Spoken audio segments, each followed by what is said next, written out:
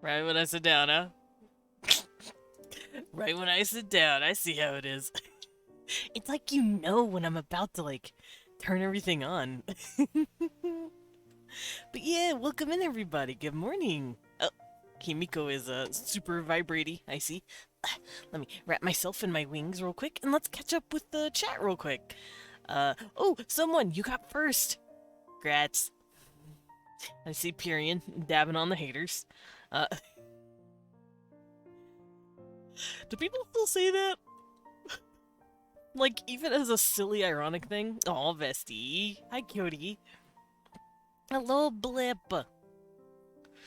Could it be? Could it be Wednesday? Just waiting for your 9-foot tall vampire mommy to pick you up. Yes, Blip, you are right. It is Wednesday, my dudes. Ah! I can't do the scream that that guy did, but there you go, that's for you. I've attuned to your brain cell. I'll be sending ads to your thoughts while I'm turning. No! Not the ads! Not on my own channel! Oh, well. Little yawn. But yeah, welcome in, everybody. It is Wednesday. That means it is world building. That means we have a fun little guest today. Not always, but today, yes, we do. We have the lovely Pierion, who's going to be joining us soon. I'm just waking the fuck up. For 30 minutes of uninterrupted thoughts, listen to this 90-second ad. Now! I'd never had an uninterrupted thought in my life, and I refused to stop now. Yeah, me bed here today. Ooh. Snugs. Snug into bed. The comfy bed. But yeah, I am hopping over. And I'm gonna pull you in here. Come here, Pierion. Boo. What? Ah! Oh, jeez. Oh, small. I jumped. I physically jumped. You scared me. How the hell did you do that? I don't know. Alright. I mean, I am watching a stream. I gotta collect sugar cubes while I'm doing this, you know. Of course, I understand. You're like, I gotta get that yummy art. Yes. Look how little you are on my screen. Hey, smell. I'm so small. Small So boy. little. Little me. There you go. You're a little more Ah, there properly we sized. How you doing this morning? I'm good. I am so good. I have had so much just rattling around in my brain. I feel that. Alrighty, so. Alright, I will be sending you a document. You're gonna get a fun thing. I'm gonna get a document? Yeah, I know, the most exciting gift. I love paperwork. Man, that's like the mark of a true adult. You're like, oh man, I gotta do taxes. I don't do my taxes. I'm okay with it. Oh, I'm so I sorry. have someone else do them. To be fair, I don't either. Is math complicated? And it's just like, what did you purchase 6 months ago at this day at this time on this? And I'm like, I don't remember. what?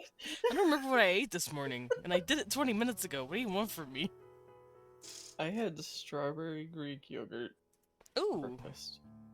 bruh, I haven't had yogurt in years. A couple years now.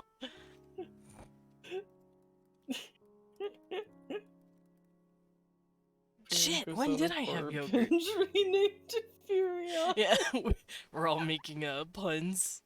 That's the ghost type EV evolution is Pierion. Oh, that'd be cute. Hold up, that's cute. I like that.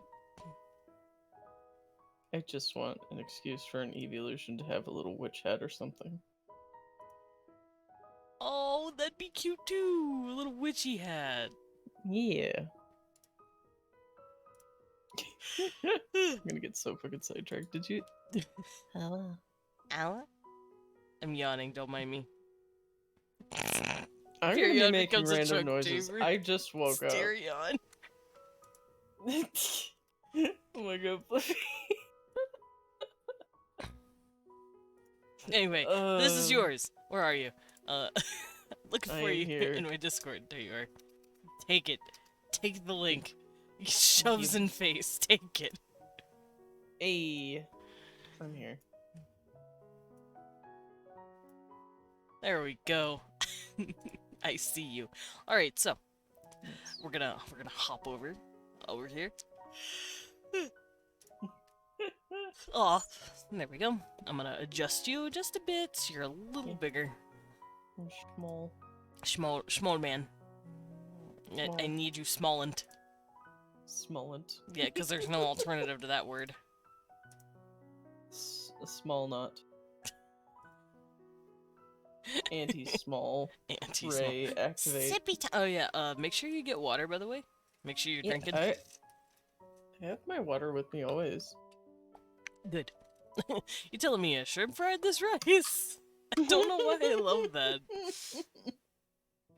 I don't know why that's one of my favorite memes right now.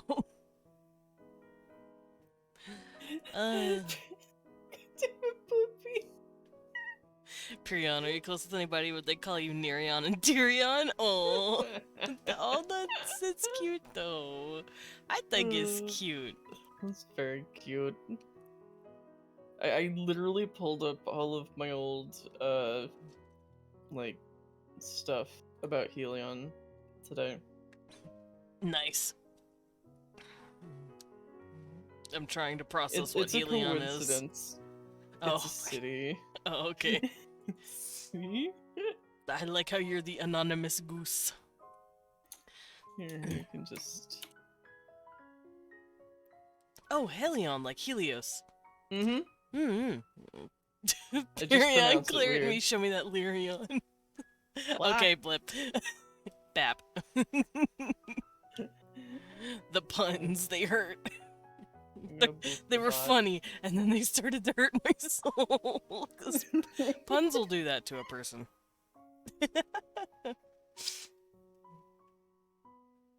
Of course.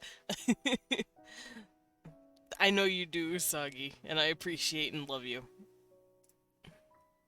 Alright, so I asked this question to everyone who hops on, but, do you want to take a moment, I don't know, about a sentence or two about what you would like to work on and what we're currently looking at today? Oh god, I cannot for the life of me remember what I wrote into your thing.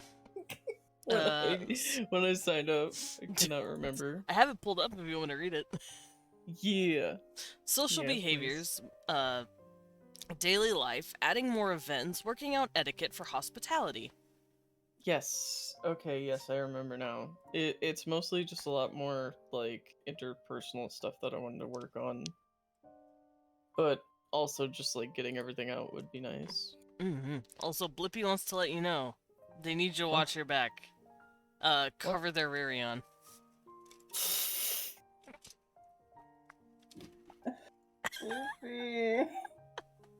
Why? God, if this was my chat, that would be taken so far out of context. Whoa. My chat just gets like that sometimes, and I don't know why. I literally don't even start it. I'm just there. You're just a poor bystander. Yeah, I'm just a bystander. You're like, this is my stream, but I'm the bystander here. This is my stream, but y'all are driving. Yeah, pretty much. Nope. Uh-oh. You're gonna have Blippi in your chat doing it later then, apparently. Oh boy. Good thing I don't stream today.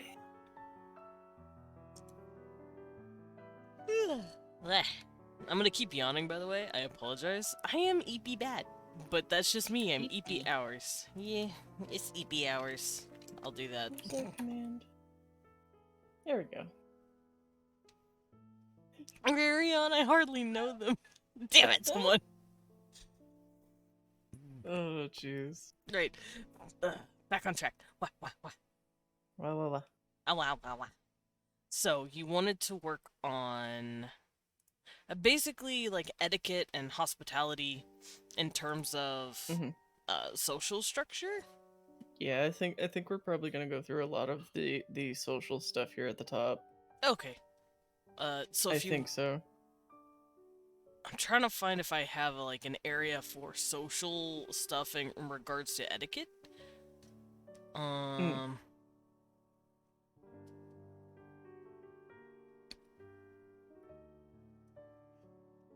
Oh, I didn't even think about myths.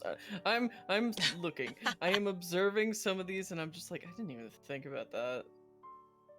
which fair. Which and there's some stuff that I never thought about. Uh, I think it would be more in culture and probably traditions and customs and values. Yeah, probably. Because that's what it sounds like. So we're going to be on the last page for today.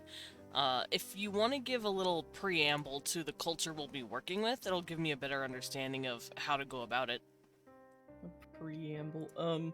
Okay, so the best way I can summarize Helion proper is that it was founded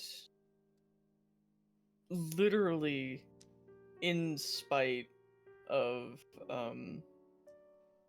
just these demon worshipping orcs trying to like just take over everything. The people just sort of, it was a big rallying together moment where they came together, they made a plan, and that plan has been going on for let's say the last 150 plus years without much interruption. So Helion has a lot of very deep traditions, a lot of very tight knit sort of community centered around, you know, the religion of Pelor and all that stuff. So these are very good, hardy, hardworking people, and they they provide help and healing and their time to anyone who needs it, not just their own. That it's a very much an overwhelming amount of like, if you need aid and no one is helping you, you come to us, we will do it sort of attitude. Okay. Yeah. And you said they were once like a bunch of like different people that came together for a common goal. Because it's sort of just like what usually happens in like the frontier of a new region, is that people will start to settle on fertile land in the middle of somewhere and just start like setting up their own like small village or whatever. Only around the time that was happening, uh this clan of, like I said before, demon worshipping orcs noticed that they were nearby because they were already there, obviously. And they're just like, yeah, we're just gonna sacrifice you to our demon overlord and do all of this disgusting crap. I'm assuming And the people did not enjoy that. no, they did not. It So- was real bad for a while before somebody, you know, finally stood up and was just like, yeah, no. And then the founding happened. okay. Someone asks important world building question: do they worship Nicolas Cage? I'm pretty sure they worship Palor, but I know you're being a dork. Uh, well, if you're asking about the orcs, they worship the demon Andros. And I know all of this is D&D staples. At least Pelor is. Pelor is, but my version of Pelor is just basically name and like some symbolism left over. And then I've just sort of like vaguely got some direction in mind for him that I haven't worked on. Okay, fair. So, I barely know D&D canon Pelor, so and Andros is a demon from uh our real world mythology. I can't remember where, but he's a wrath demon. I know that much. it sounds like Sounds like the Hang on. Ars Goetia.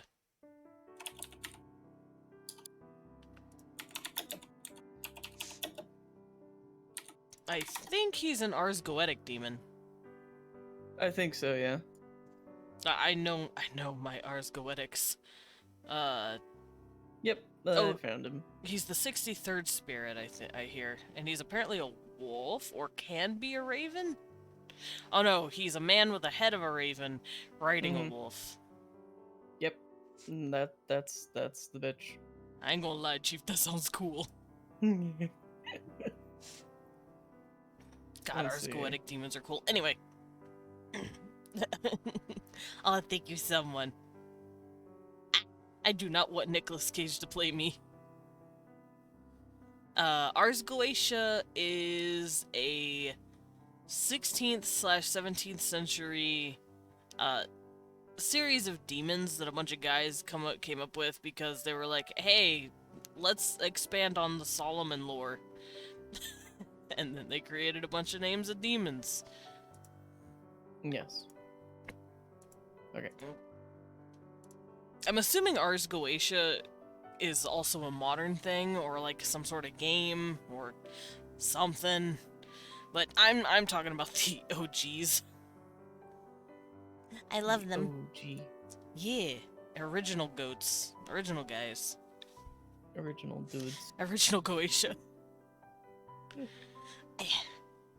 Alrighty, so, I'm assuming all of this stuff that has culminated with the orcs has shaped their etiquette and daily lives and traditions in some way. Yes. Like, a big thing that you would think would probably not be a thing is that you would assume that since they have beef with the orcs, they wouldn't want half orcs in the city, right? But that's furthest from the truth, actually, because a lot of the half orcs come from not great circumstances. Of course. They are welcomed warmly, and they have a place in Helion, as long as they basically just melt in with everybody else. Then it's a good time. And a lot of the half orcs in Helion do go on to become a lot of the guard for the city walls and stuff like that. As Are they well, they also brew sorry. beer, but Of course. Would they be seen as some sort of guardians against orcs? Kind of like a, hey, you guys are pretty much just as strong as regular orcs because you have their lineage. Please make sure they don't do what they did again. I don't think there's that expectation. Oh, okay. They are basically just like, you are citizens of this city as much as anybody else sort of attitude, because the mindset in Helion is very much community first. Is just like, you do what you can to take care of everyone around you and uphold the best, like the greater good for the community. And so individualism is actually quite a niche thing. Okay. It's yeah. Okay. What kind of traditions would spring up from this? Like, what were you thinking, idea-wise? And then we can expand on it. Traditions are so difficult to like forge, but Yeah. I didn't know if you had any, like, base ideas or if you just wanted to start from scratch. traditions in general often, at least to me, in general come from uh times of trying to find joy in hardship. Like, if you think about a lot of the traditions we have today, like certain holidays and just like various ways we do things, it's either a reminder to continue to do something, or it's like trying to find joy in a difficult place. So that it's so difficult to like come up with, but I think a lot of the tradition would have to do with probably keeping promises is like a big one. It's not really like an outright tradition, but definitely making pacts and stuff is like a big deal. Like Like you don't just seeing it through. like seeing it through to the end. Like if you because god damn it, I'm gonna have to pull up a thing. I have things. Hang on. I have things because I'm like also looking at my documents that I've written previously that I need to now reference. Let's see. Is it actually in this one? Hmm? Is it in this? It's not in that one. Okay. I am very chaotic writer. I have like 7 different documents just laying around. It's not that. Because I have literally written out several different like styles of like hand shakes and like hand movements that people do in Nice. Helion. And one of them is called chain. It's a type of like really strong handshake, and it's the kind that you make when you keep, doing a promise. And if somebody's really bad at keeping their word, you know, Helion in modern day is a little bit gossipy, and people will start saying, they have a really weak chain, Like, that guy is totally like a they're a fucking weak link. flake. Like, yes, that's another thing because modern Helion has this unexpected kind of level of peace over the last like you know 30-ish years or so, like, so people are starting to like really hardcore get into doing stuff for just doing things that take a long time because there is time now. There's time to enjoy the process Yeah, of like doing things. they're not under a constant active threat. Yeah, because most of the orcs have been completely disbanded and are just like little roving packs at this point. Okay. So God damn keeping it. promises is a pretty high valued Mm-hmm. a value in their culture. Um, E. what happens if you don't keep a promise? You're considered a flake, or is there more? Like, I'm assuming the law doesn't get involved because that would be silly. But like Yeah, you that would said, be very silly. people gossip, so you're considered like not really a shitty person, but probably a weak-willed and lazy person. Oh yeah, like that is like the number one thing to just not be. If you consistently don't keep your promises, if you do not do what you say you are going to do, if you start putting yourself ahead of your community, you're basically just you start getting just ignored, and no one is like it basically comes down to, if you don't help your community, why should we help you in return? Because you're not pulling your weight, you're not keeping up with everyone else.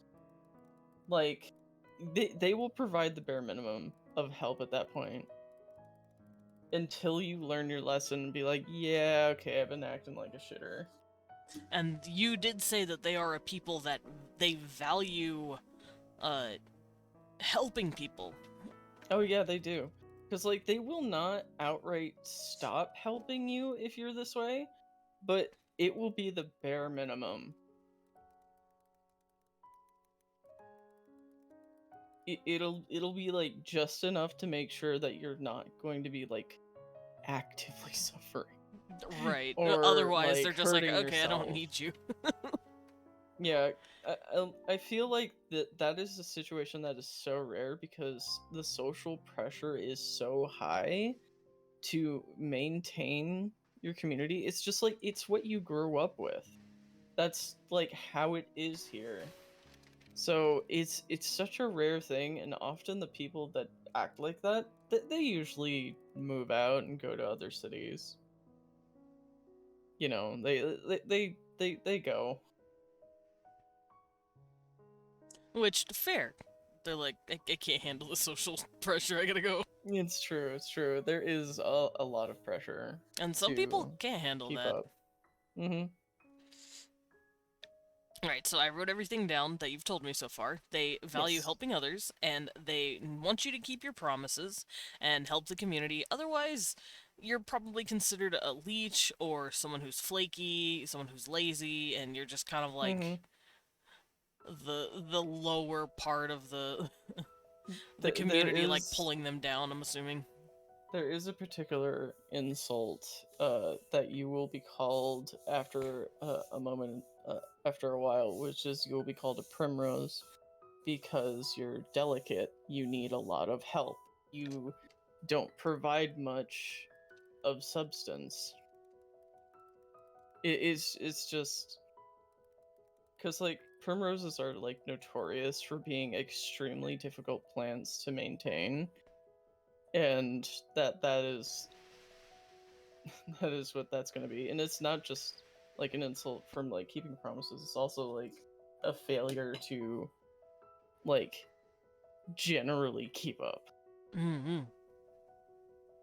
So it's just like a, hey, you're high maintenance. Just stay away from me. Yeah, it's either you're high maintenance or you are literally a drain on the community, and it's like the worst insult you can get. You're a detriment. Yep. There's a lot of language in Helion that isn't spoken in general.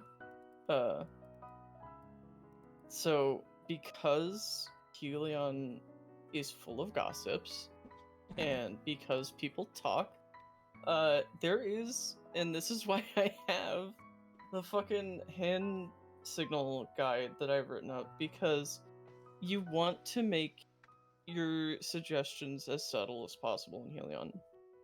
So if you want to talk shit, you talk shit with like hand sign language. No, no, no. If you talk shit, you talk shit. But if you want to like do stuff without people starting to talk shit, Ah, there are hand signals to help you just be like, just talking to people. Like if there's like somebody who's not feeling very good and they just don't want to bring it up in front of a bunch of people, there's a hand signal for help or I want comfort, that you would like do to the person that you trust. There is hand signals for flirting if you no. don't want to do anything serious. Okay, so There, it's to keep the nosy gossipy bitches out of your life.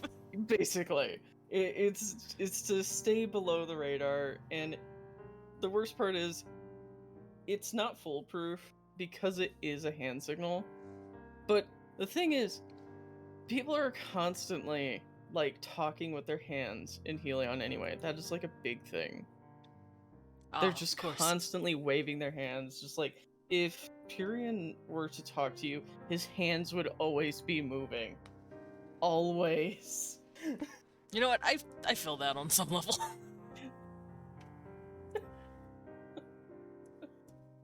It's just the way it is.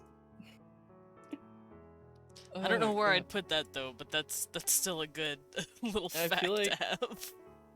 in customs maybe Customs always talk with your hands. always be talking with your hands, because Hmm. if you start talking to somebody and you're not making hand motions, it'll seem like you're, I don't know, it would probably feel like you're very stiff, and a lot of people be like, are you okay, are you uncomfortable? We could go out so we're a little bit more quiet if that helps. It's just like, what? No, I'm just standing here. It's just like there would be the sense that you're not comfortable, I think. So like a foreigner who comes in and he's perfectly fine, but doesn't have this like enthusiastic hand motion when talking. They're Mm-hmm. like, "Bro, you good?" Yeah, are you okay? He's just sitting there You like, not feeling well? "Yeah, I'm fine. Why?" They're like, "You haven't moved your hand once."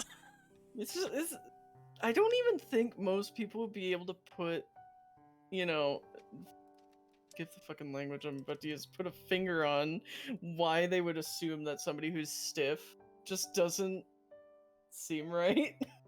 Because it's just such an ingrained thing. There we go. I just dropped it in customs.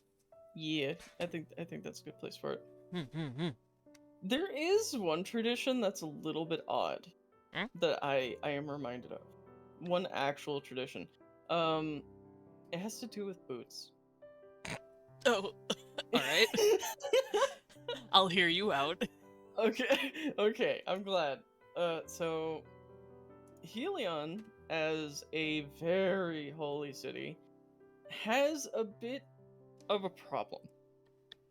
All of the soil inside the walls and for some distance outside the big stone walls is completely consecrated. Like it is holy. Literally. Just from the amount of holy magic and healing and all of that that's gone on. So between, like ground level and about a foot above, a thing happens. And you'll see this throughout the entire city, where stones get bleached because of the consecrated magical energy coming from the soil. Plants that are low to the ground will often be colored a little differently Hmm.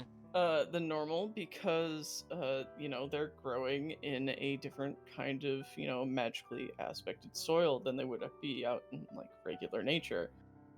So a tradition to keep nice black boots black, because if you left your boots on the floor in your own home, They guess just what? start slowly becoming white, and it's like, oh man, They would slowly start bleaching now or my like aesthetic is turning brown. ruined.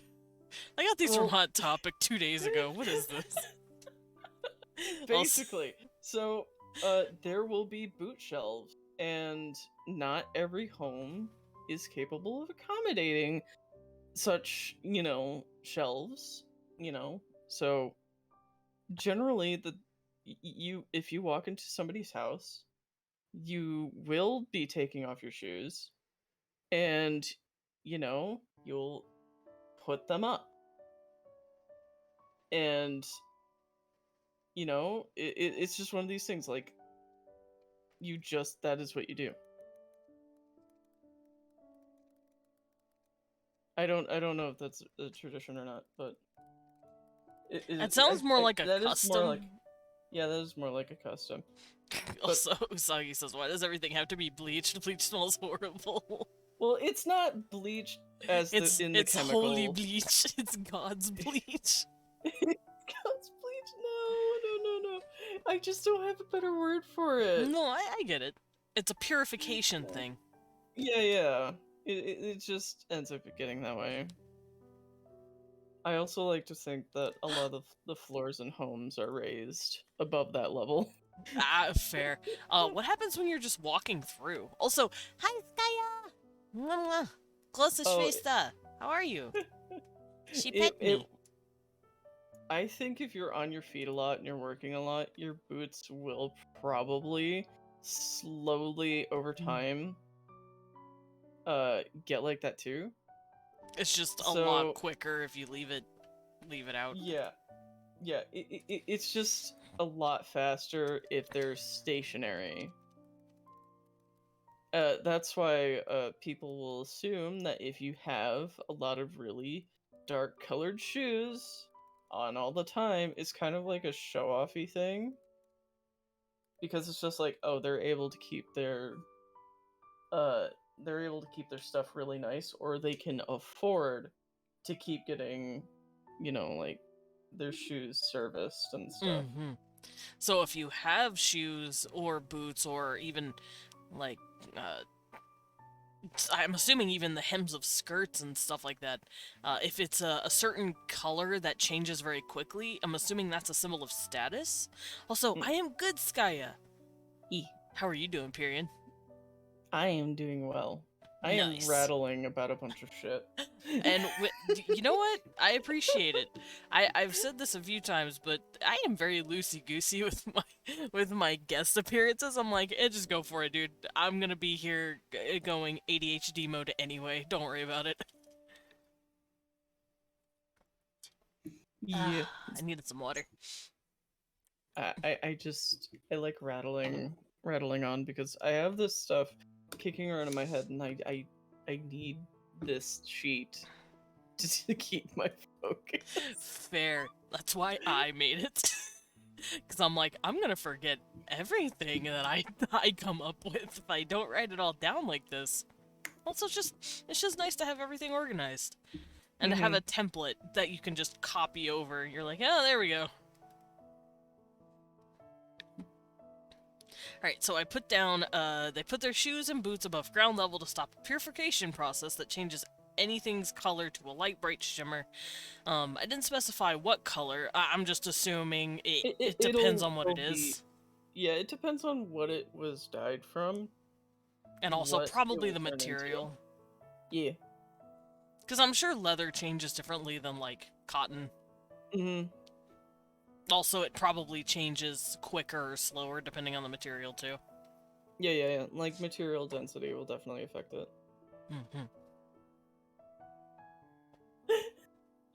Uh-oh, what?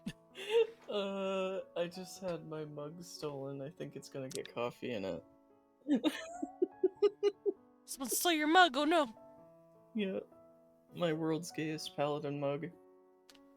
Not the paladin mug! Yeah. Oh my god. Okay, I am still sad on traditions, and the only things I can start thinking of is, like, the Fire and Lights Festival, which happens every fall at harvest time. I don't know how to spell that, so if you could write it in, because I'm stupid. What? Farron lights? Fire. Fire lights. Oh, I was like, Yes. I don't even know how to spell fire normally. Don't pay attention to that. There we go, and it happens every fall? Yes, it does happen every single fall. And this festival was actually the reason why Pierion wanted to get involved with the Guardian Sun sect to begin with. Because every Fire and Lights festival, the sect, I'm gonna have to dig into my things again. I have a name for this. I need to know whose fucking NPC sheet has it. Fair. Also, hi Bats! Everything is good. We're doing some world building today with Pierion. Yes. The lovely paladin that dabs in my chat. I do dab in your chat. And I appreciate it. Coffee. Coffee. Yeah, coffee. Oh, this is the one that has, like, everything. Okay, great. This is good. Okay.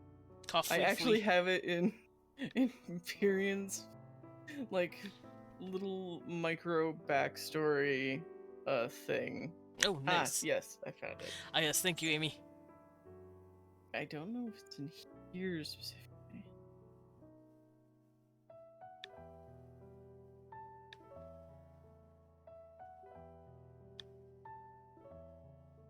It might be in someone else's, but I found the hand signals thing, which is Pierion's basic one. I mean, hey, if it works. Oh god. If you want me to, I can start putting in the hand signals and what they mean in customs underneath the thing. Yes. Ah, Pat says hi. Hi, Pat. Hello, me. I should have found all this stuff earlier, but I wasn't sure I was gonna get to this. Fair. Because it's good to know what you already have. That way we know what we can add. It also just helps to sharpen what you have already.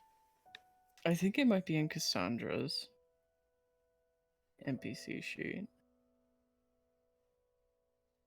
Thou must dab upon the haters of man. Ah, here it is. The Firelight Celebration. Oh, I must have changed that at some point. Because I always say fire and lights. But I guess I did have it as the Firelight Celebration. I can dab. Hell yeah. I love my tabs so much. That is like one of my absolute favorites. It's great. You wanna know what my favorite is on mine? Oh my god, yes. Angie. Angie! I don't have it though. I need to give you more bits. Hang on. Oh, no, Maybe I should do you that. calm down. just on stream, just throw bits at you. Nah. Look at it though, it's so cute. I want one like that so bad. It was fun to draw. This is the eek eek. Eek. Okay, so let's see.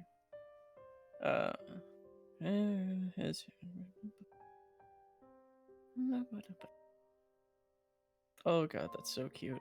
I'm just like reading back because Cassandra's like Pierion's older sister figure Mm-hmm. in a lot of ways, so that is definitely a thing. Alright, let's see. So the Firelight Celebration, there is a like there's like a somewhat like ceremony thing that the Guardian Sun sect will put on each night of the festival at dusk, where they will spar with each other. They dance with flaming stage weapons. So, it makes like this beautiful, like, bright lights in the night sort of like weapon dance thing. Mm-hmm. And they also continue to do this until dawn, where they transition to using holy light magic to brighten the area and like just make just like cool displays to welcome the sun, sort of thing. There we go. Okay, cool. I have written that down. Did I spell transitions wrong? Oh no, it just doesn't like the fact that I put an S next to it. Whatever. It's bullying me. Is bullying you. They Did it? continue this dance until dawn, and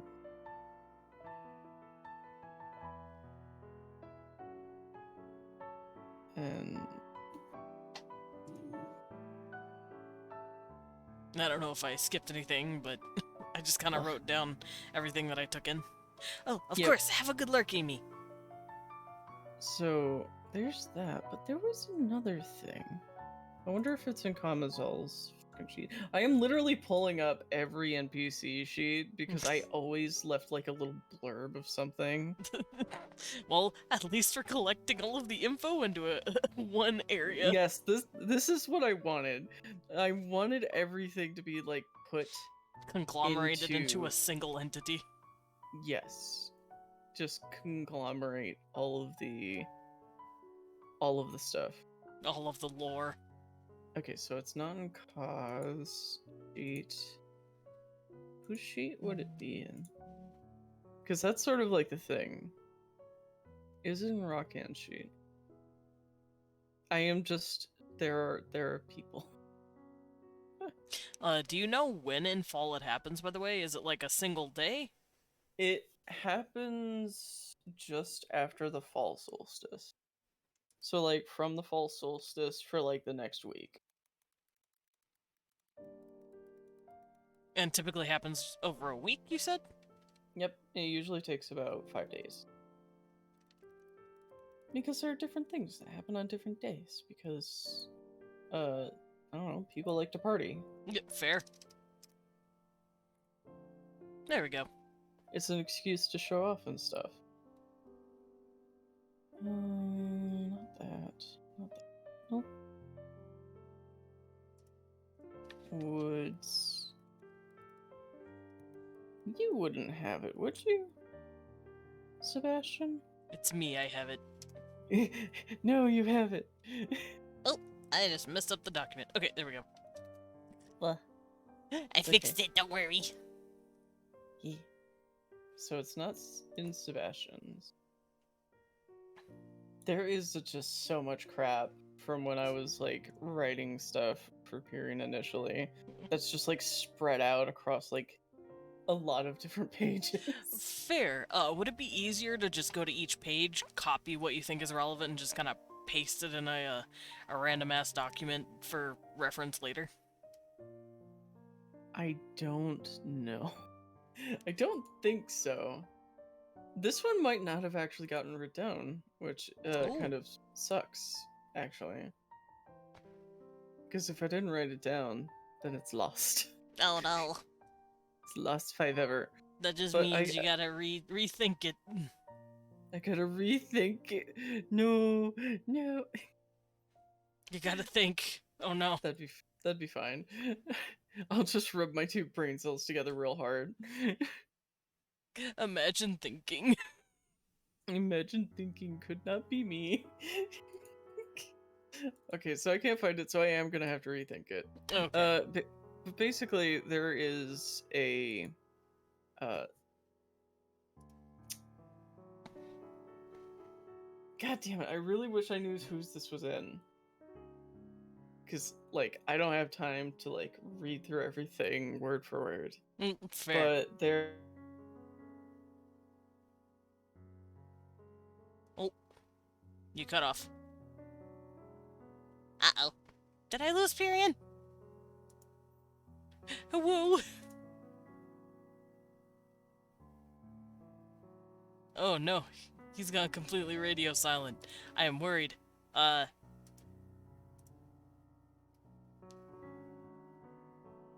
Pierion, if you're still in the chat, I can't hear you. You've gone. Hello? Oh, there you are. Okay. Huh. Yeah, you went completely radio silent for a bit. Yeah, my Discord decided it didn't want to today. Ah, of For a course. second. What was the last thing I said?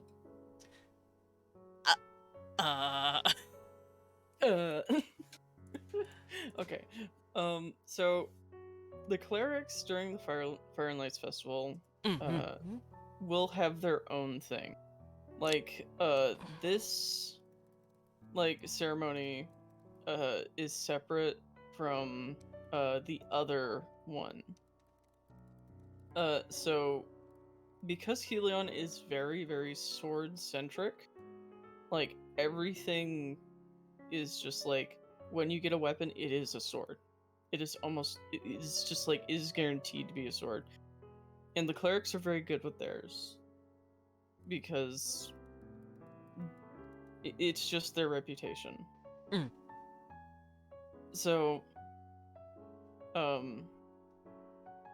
well, the other sparring ceremony will be from the Guardian Sun sect as well. It's just that the clerics have their own thing.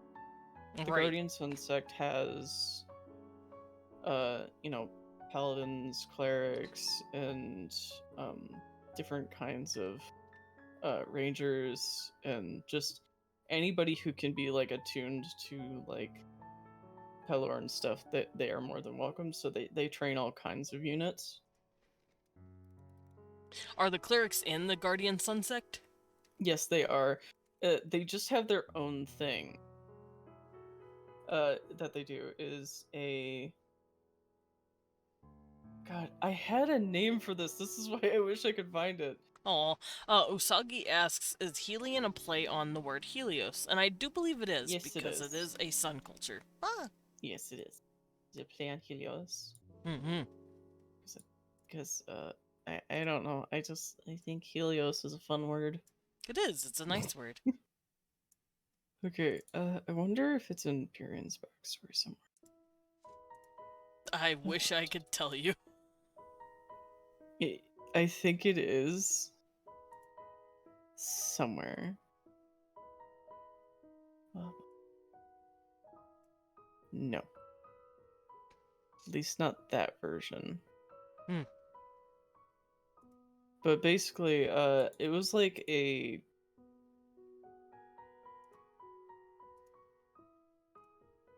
Because I'm like comparing it in my mind to, you know, the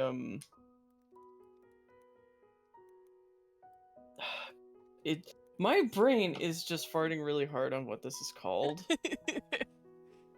But you know, like in the military where they'll do that like dress thing with the rifles? Yes. It's sort of like that, but more choreographed and a lot less inspection focus and more their skills with using magic alongside their sword arms. I'm I really... trying to think of what that is called too. Oh god. My brain is small. Brain small. Cause like I really want this to be written down in here, but god damn it. Brain is so tiny. It's not changing of the guard, it's I don't know. There's no way it would I'm be in dumb. here. Let's see.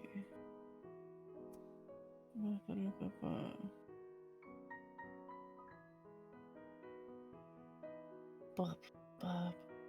Yeah, I'm completely stupid. I don't know what it's called. My brain, it's small.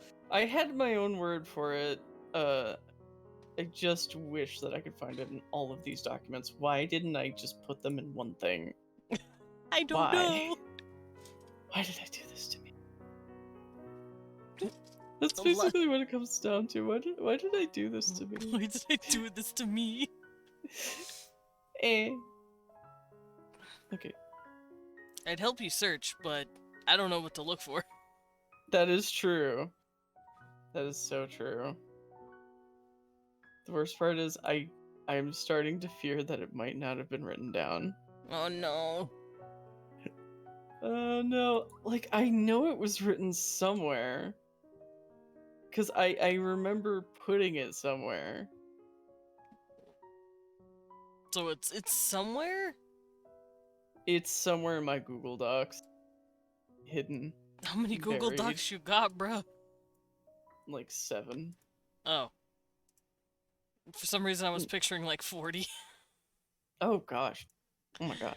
I was like, this... But there are 7 different ones to like look through that have lots of paragraphs. That's fair. I'm assuming these are all like D&D character sheets? No. Oh, they're just lore videos. Or videos. Lore videos? documents. What kind of production value do you think I have? Yes. But I'm assuming they're like just lore documents. They are lore documents. They're mostly NPC guides for how they were meant to be running a campaign, which got totally ignored. And I don't want to get into that right now. I'm so sorry for your drama. Drama. It's so bad. It was like literally a year, like 7 months ago, and I'm still mad. You know what? Based. We love a petty king on this channel. I don't even mean to be petty. It's just like, I was told, hey... You're like, I wrote this! You fucking pay attention! Like, just like, here's the thing. I was asked to write up NPCs for my character's hometown. And I'm like, okay, I'll put together these, like, 2-page sheets. And that's what they are. They're, like, 2 pages each. For, like, what the character's personality is like, what their job is, how old they are, their relationship with Pierion. Those 4 things for each of them. Very, like, quick, clean guides. I don't even think they were read. So I Aw. basically put in this work for fucking nothing. I'm sorry. I mean, if I ever have a D&D campaign, I'll try and read it and do it. I'll just throw them at you and you can comb through them. Oh, thank you. I'll just yeet them at you. Oh my Because god. I do want to do my own campaign. That's why I do World Building Wednesdays, because I'm making races and I'm fleshing out stuff for my new world that I created, because it's a brand new ass world that I'm getting to play around in. Yes. Mm-hmm. I think I basically just had it as like some sort of like, I know the word sword was involved. I'm assuming it's a sword dance. It's just a sword dance. Let's just call it as that, like a placeholder. I had a name for it. Is gone now. It's just like the clerics will do a sword dance to show off their skills in martial prowess as well as their magic ability. Cause like here's the tea. The clerics are far more highly respected than most of the other units from the Guardian Sun sect. There are more of them. They are more highly trained, or at least, you know, in that regard. And because a lot of their magic comes from like having a really strong connection to Pelor to do what they do, you know, it's kind of a big deal to be a cleric of this you know, in Helion. Mm-hmm. So a lot of people want to become one, a lot of people try. And a matter of fact, in Pierion's story, he didn't want to be a paladin at first. He wanted to be a cleric. But let's just say the instructor knew about some of the stuff that, you know, was the cause for him being an orphan in the town, and held it against him even though Pierion doesn't know what the fuck that is. Ooh. And basically forced him out without even letting him try. Well, that's rude. Is very rude, is very mean, is heartbreaking.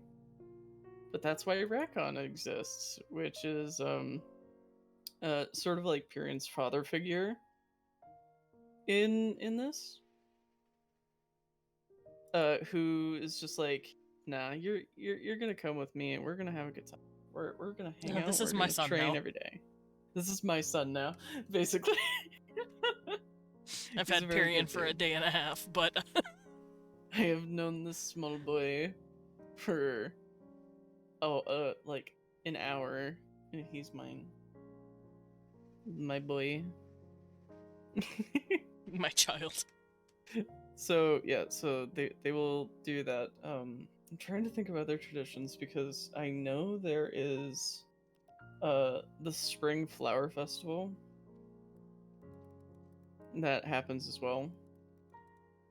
Which Oh, is and I did want to ask real quick. Sorry.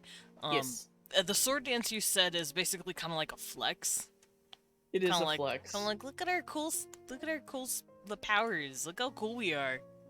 Basically, it is like a huge flex because here's the thing: what they do is like dangerous. That's what I imagine. Like the whole movements of that sword dance are very, very dangerous. Like one false move and somebody gets really seriously hurt. Mm. So that is like a very like it's almost like showing, yeah, we're still the strongest sort of thing, you know? It feels like a double flex because it's like, well, look how strong I am, and also look how much risk I can take and still come out perfectly unscathed. Yeah. It is like that. There is a very strange like rank thing that goes on. I don't even, here's the best part, I don't even think Pierion's aware of it half the time. He's just like, oh yeah, No, cool. well, cool. Like it didn't work out for me, but I'm glad it worked out for you. sort of thing. Like he's not that observant. He can't get flexed on, is what you're telling me. Oh, I think he feels it. He just doesn't understand why. Of course. Like he feels the pressure. He's just like, God, I just don't get it. But go off. It's like, I don't understand, but at least you're having fun. Basically. Oh god, but we're getting to spring now. Spring Flower Festival is basically like a gigantic farmers market that happens over the course of a few days, where everybody brings out like the blooms from the early spring, and there's like flower crowns, just like the whole. It's this one's more like music oriented. Like definitely, it's just like there's a lot of song and dance. It's just like, yay, the sun's back. Like it's almost like a continuation. Like the Fire and Lights is just like, saying thanks to the sun for a good harvest. Whereas the spring one is just like the sun has returned and new growth is about to begin, sort of thing. Oh, right. Since this is a civilization that focuses heavily on sun worship, I'm assuming they pay a particularly heavy interest in like the solar days, as well as like how long the days are versus how short the days are. Yeah, definitely. That's why the Fire and Lights Festival happens during some of the shortest days. Is so that, they can light the night and stuff. Before the winter. And yeah, the spring is when it starts to lengthen. So it's not exactly spring as we would say it, but Yeah, I'm assuming they happen on different solstices. yes, pretty much. Mm-hmm. It's the easiest way for them to mark when things happen. Right.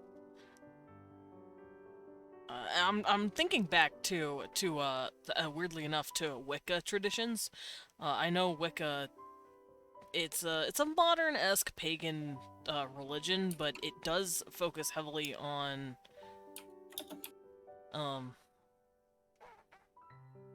like not really sun worship, but they equate the horned god to the sun and the cycle of the sun.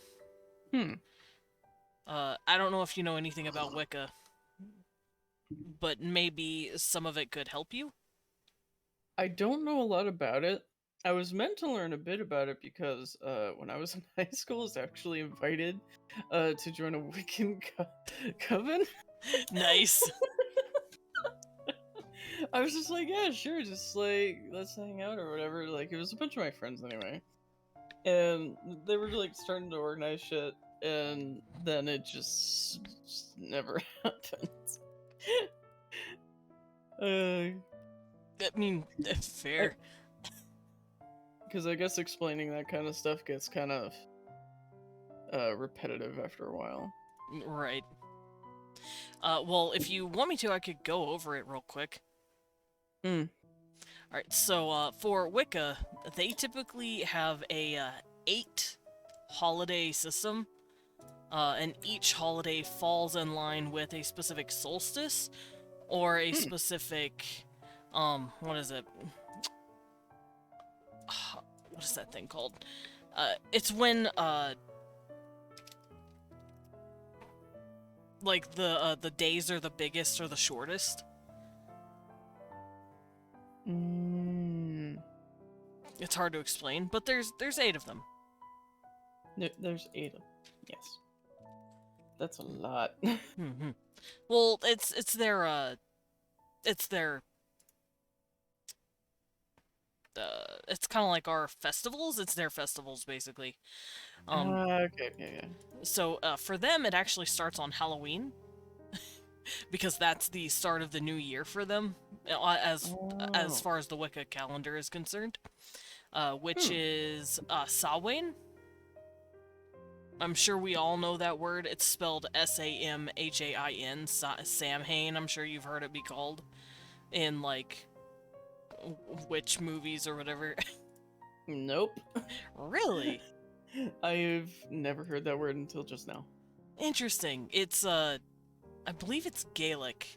A lot of their words come from either Gaelic or Norse, which the Wiccan calendar is actually very similar to Norse calendars, to the ancient Norse calendar. And the cycle is a two-pronged thing, like I said, that revolves around the sun. And the new year starts in Samhain, in October 31st to November 1st. It doesn't stay just one day. They celebrate multiple. And that symbolizes the sun god, or the horned god, essentially starting to die. Because that is the turning point of when the days start getting really, really, really short. And by December 20th, the god is considered pretty much dead. And then 3 days later, he comes back like a brand new baby, because Yule, that's Yule time, and that is when the suns and the days start getting longer again. Oh. So it's kind of like a cycle of life, rebirth, death, rebirth thing going on with their Sabbats. That is very interesting. It's really cool. It's also a representation of the old recycled for the new. They have like this two-pronged approach with their gods, because they consider their god, quote-unquote, to be the horned god, but he's also represented in two aspects, one called Oak and one called Holly. Oak is the king, the old god, basically, the old king god of, like, the spring and summer, and the Holly king is the fall and winter god, pretty much. And it's these two aspects of this same god that just basically just continuously die and recycle. If that makes sense. But yeah, they have an emphasis on these 8 things, and it either follows on I think a solstice is when the days are equal in the number of hours between night and day. But I can't remember if that's what that means or not.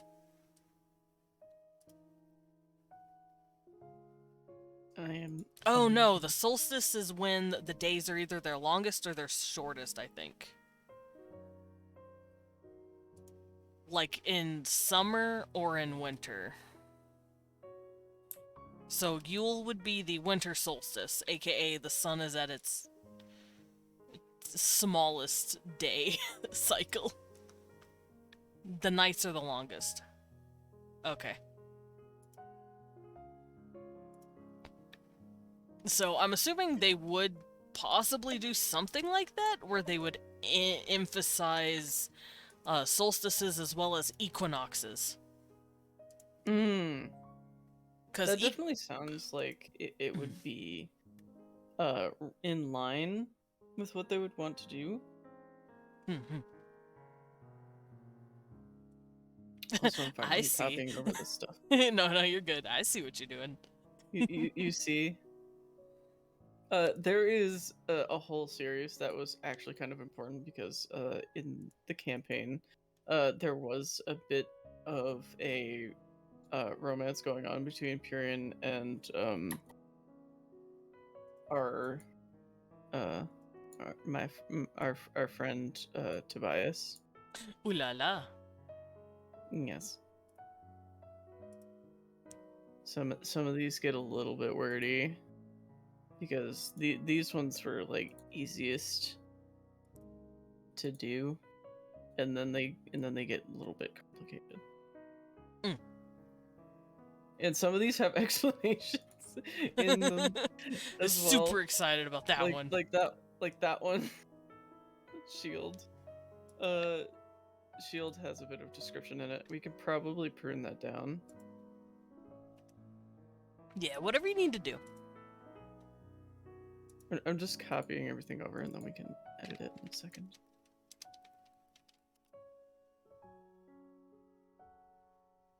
Now I'm just looking up sun worship.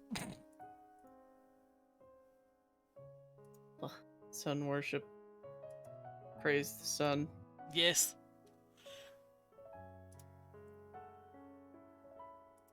Hmm. Ah! Okay, there it goes. My page did not want to load. I'm also assuming they probably have an emphasis on gold because Oh of yeah, the association. it's literally everywhere. It's in everything. Like shop signs have like gold in it. Like just there's a lot of like fabrics and stuff that have like gold details fucking woven into like the hems and shit. It, literally, you could trip and probably find gold. Nice. It's just everywhere.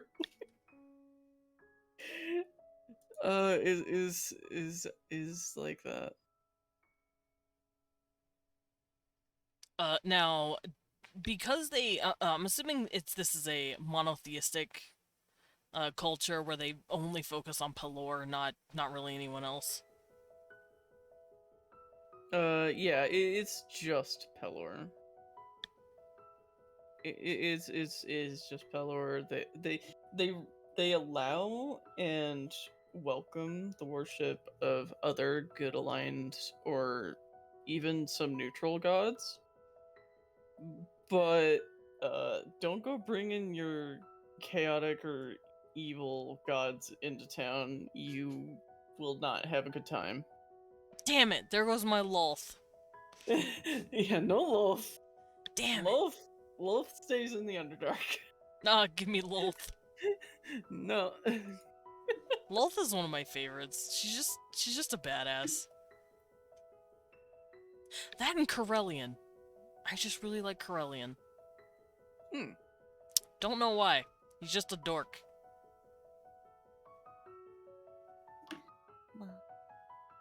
I don't know anything about Corellian. I don't know anything about a lot of things. No, I may not know much.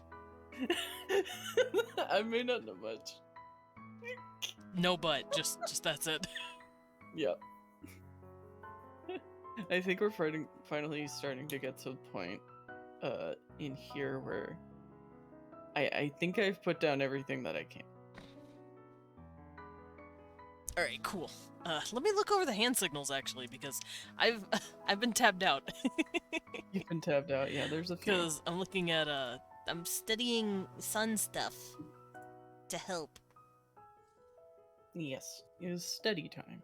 Mm-hmm.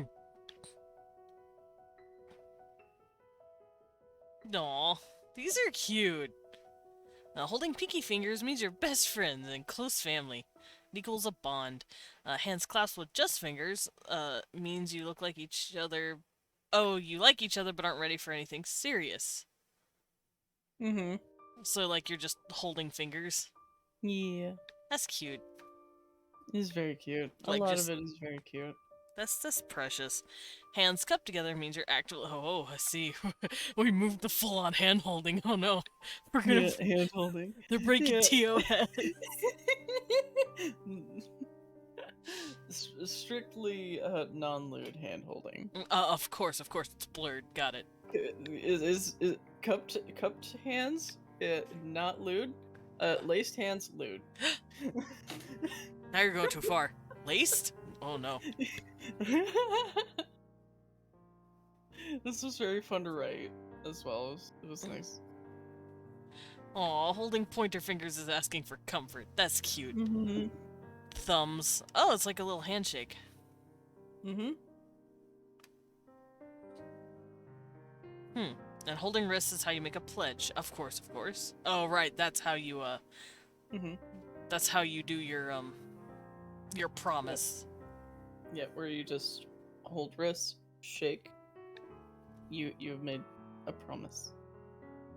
Twiddling thumbs is a soft self gesture, which is a subtle way to show that you're looking to be courted. Like, hey, I'm single.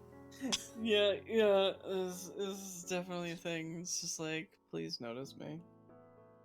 You're basically fluffing out your feathers like a peacock. Like, I'm single. I'm here. Yeah, I'm ready. you'll usually when you're going to be doing this, you'll be dressed, as in your best, Your and you'll Sunday go best. to, well, not Sunday best, but like you look good and you feel good. You're feeling yourself, and you're just gonna go and you're gonna go hang out somewhere. You're gonna go like maybe, you know, a restaurant or out to like one of the many parks or something. You're just gonna go And like just give it a little watch, thumb but twiddle. yeah, just a little bit. These are really cute. Oh god, I did leave one out on purpose because I think I might scratch that one. There. I might, Damn it. I might fuck with that one. I was so good. I didn't yawn for so long. Where? Yeah, I think I'm gonna scratch that one. I will save the name, but I'm gonna give that a different meaning. Okay. So I will just keep this bit. Don't, if you want to help me come up with something for this one, you are more than welcome. Sure. What is it? It is brazen. Ooh. I What was the don't- hand signal? The hand signal was, I need to do Control Z. Holding your own hands, fully laced together. Mmm. I don't. That I sounds feel like a that could be- serious thing. yeah, it is probably because like what I had it as is just like I don't want it to be that anymore. So it almost seems like it might be an insult. It could be an insult. Like you would just show it to somebody, just like It feels kind of like, alright, I've just put my elbows down on my desk, I've laced my hands together, and I'm here to tell you that shit's hit the fan and there's some serious business going on. That's what it feels like when I do it. Because I'm lacing my hands right now, and I'm like, yeah, that's what it feels like. It feels like there's a intervention coming. There's a come to Jesus moment happening here. Tension. Oh, what if it's like something where you would do this sort of like at your bar table? Like you'll just lace your hands together and you'll lean forward on your elbows and you'll just stare down somebody. Yeah, it could It's definitely just like be a they're asking for a fight. Yeah, I could see it being like a stealing yourself because something's becoming serious. There's a serious matter happening, and it's a gesture of you're holding yourself up. Basically, you're getting ready for it. Yeah. I like that. Oh, I'm glad. Oh, you're young. What? What? Oh god, you making cute noises is freaking contagious because I do that. Like after watching your stream, I am constantly just making those noises. I'm sorry. I am such a mimic. I swear. It's okay. I am also a parrot. Parrot friends, yay! Yay! We're just gonna say shit that each other's repeat. Yeah, basically. It's an echo chamber here. Oh god. I don't know why I started making cute noises, I guess, but there they are. What? You probably I did blame it once Con. and people pointed it out. Honestly, yes. Let's blame Con. Let's blame Con together. I don't know if it's Khan's fault, but I'm blaming him. He made me into this. I specifically can blame Con because of the whole Ow, wow, wow. Ow, ow, that- I know that I do Con that shit does. too. Owa, owa. I do that because of Ow, ow. Yes, that. I do that because of him. Usagi, it's confirmed hand holding is lewd. Yes, hand-holding is It very can lewd. be. It's TOS. Is TOS is lewd. Okay, so brazen is stealing. Do you want me to... So- Oh, you're right. There you are. I couldn't find it. Hi. Hi there. There was so much that it started invading another page. I see. You know what? Based. I'm here for that. I like how everything I've typed it's so much smaller than yours. Your text is like, no, fuck you. I'm like, oh, okay. And I think love it's it. just because of the formatting. I wonder Or if there's ever going to as be a world where physical intimacy isn't allowed until marriage, including hand holding. what? No, I'm that's I'm so sure bad. there's some cultures that are like that, but I'm assuming those would be cultures where you don't even get to meet your It's like arranged marriage kind yeah, of yeah, territory. that sounds like something where you don't even get to really meet your betrothed until after the wedding. I Oh kind god, of you have the entire wedding with a wall between the spouses to be or like a until the curtain. very till like the very like I do or affirmation is said, That's actually and then done it in some drops. places in the world. Oh There's a curtain jeez. where you not Uh, don't even get to see each other until you've said that's I do. It's fucked. that's so bad. That's I so can't bad. remember which cultures, but I remember reading that and I'm like, oh, that's fucky. Also, apparently, I know in some cultures, brides and grooms are not allowed to smile during their wedding, or they're considered like not taking it seriously. The weirdest shit. But it's funny. I like looking up stuff like that because it helps me flesh out my own worlds. Because I'm like, I like that idea, or this idea's dumb. Hmm. I sent a ping in my server because I forgot. Or is a way to initiate A serious topic or like a serious grim topic, something like it's clearly something is going down, basically. serious or grim. Yeah, Ah! and that's brazen because you're how bold of you. How bold of you to come in here and do that. Mm-hmm.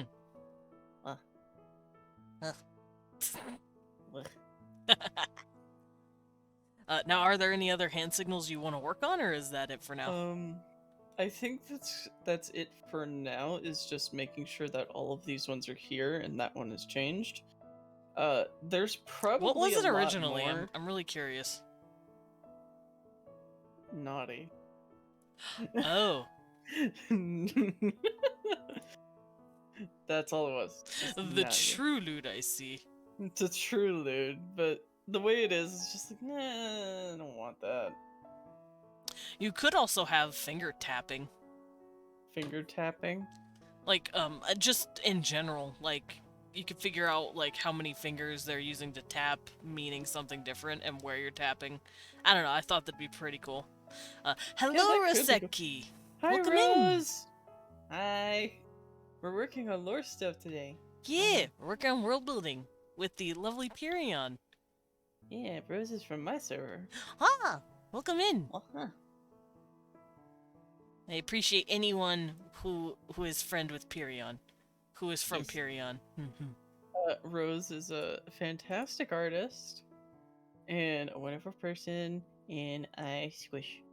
No, Squish the rose. squimsh. What? Aw, their PFP is adorable. Yeah. No, stop. Hehe. No.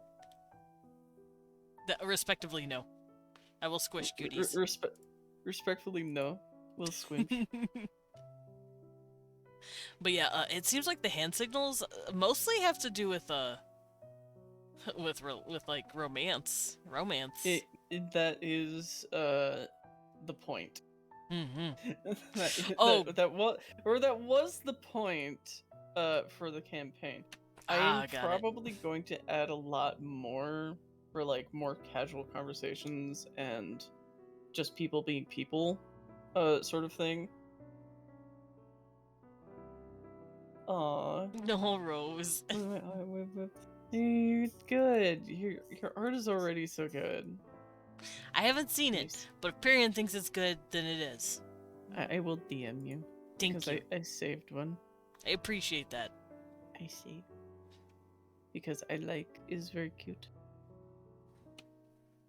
I'm so glad that I started putting stuff in folders. It makes it so much easier to find. Better be in here.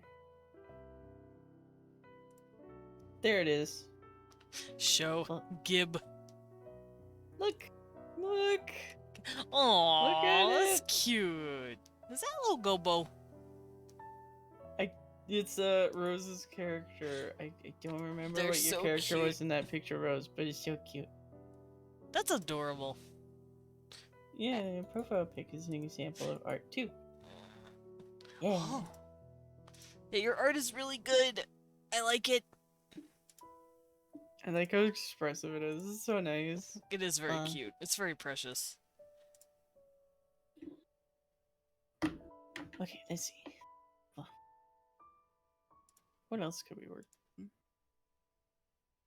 We could just put down that you will work on more casual stuff later, Yes. and then just stick a pin in that. Yes, stick a pin in that.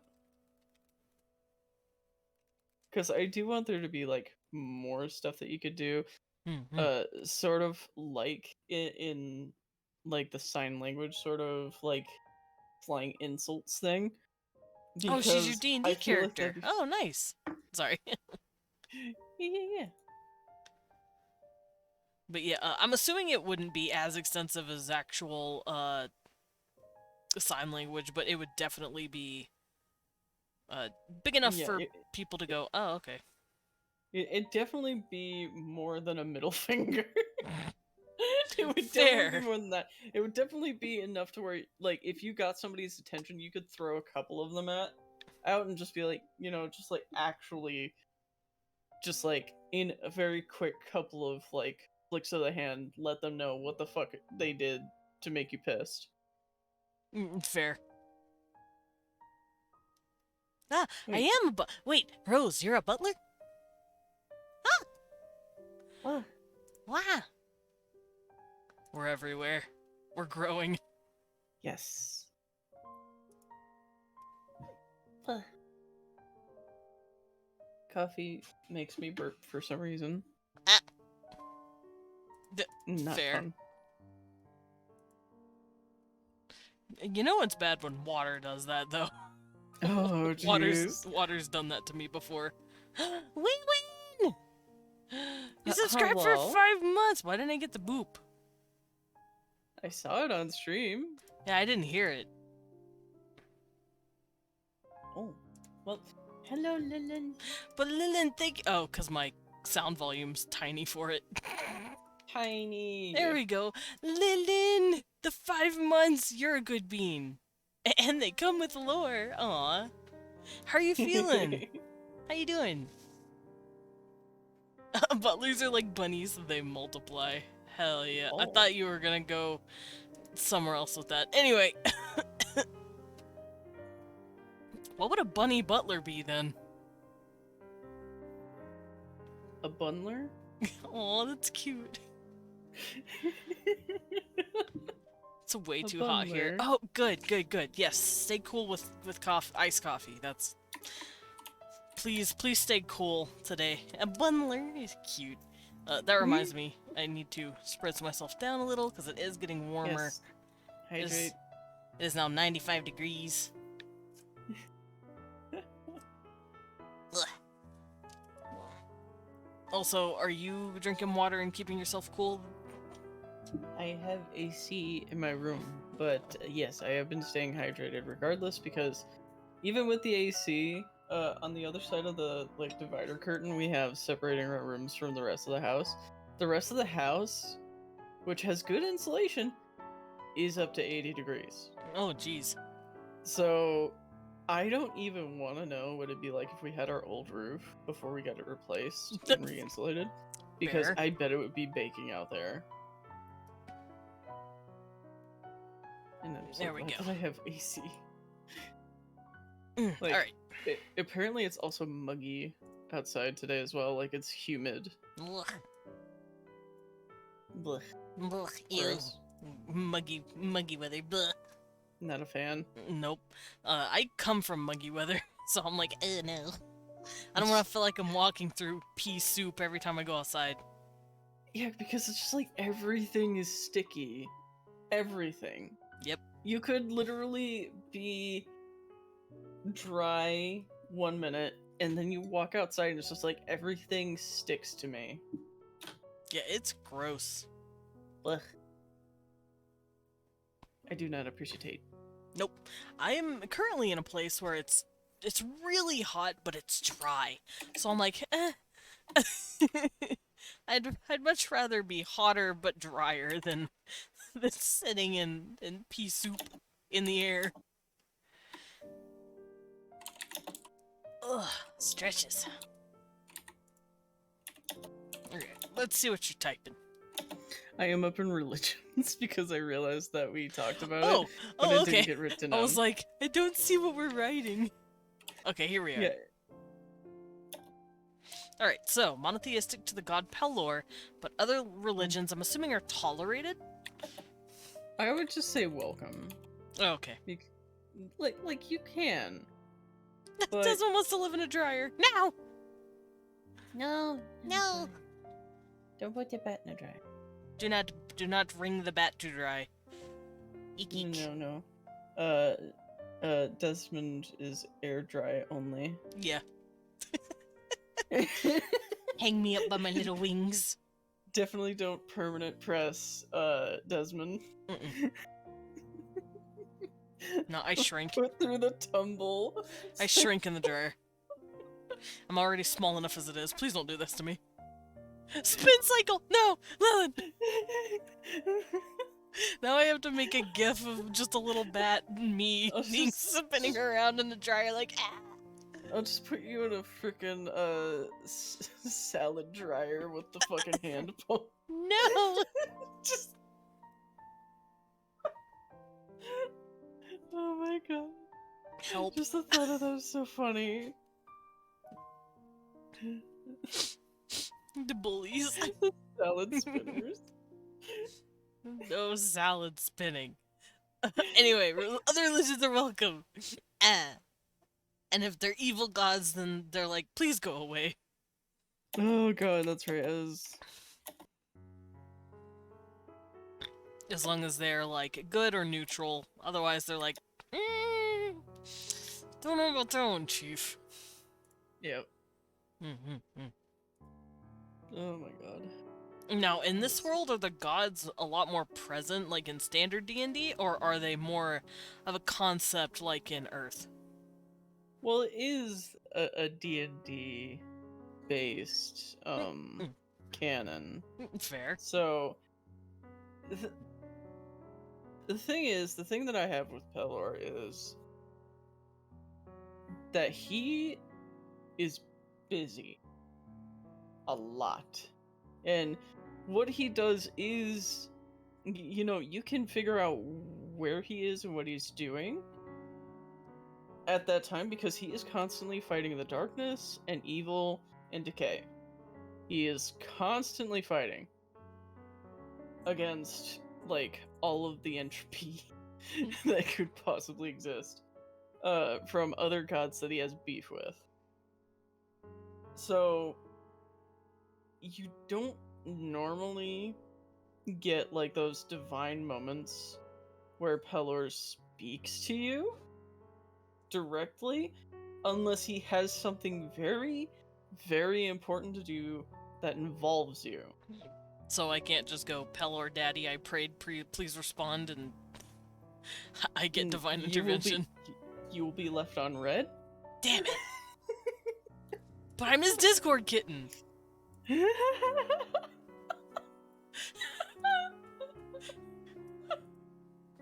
Or is that a warlock thing?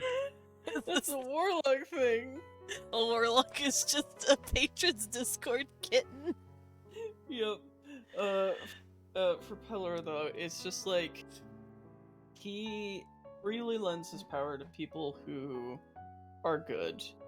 That is the way he works. It's just like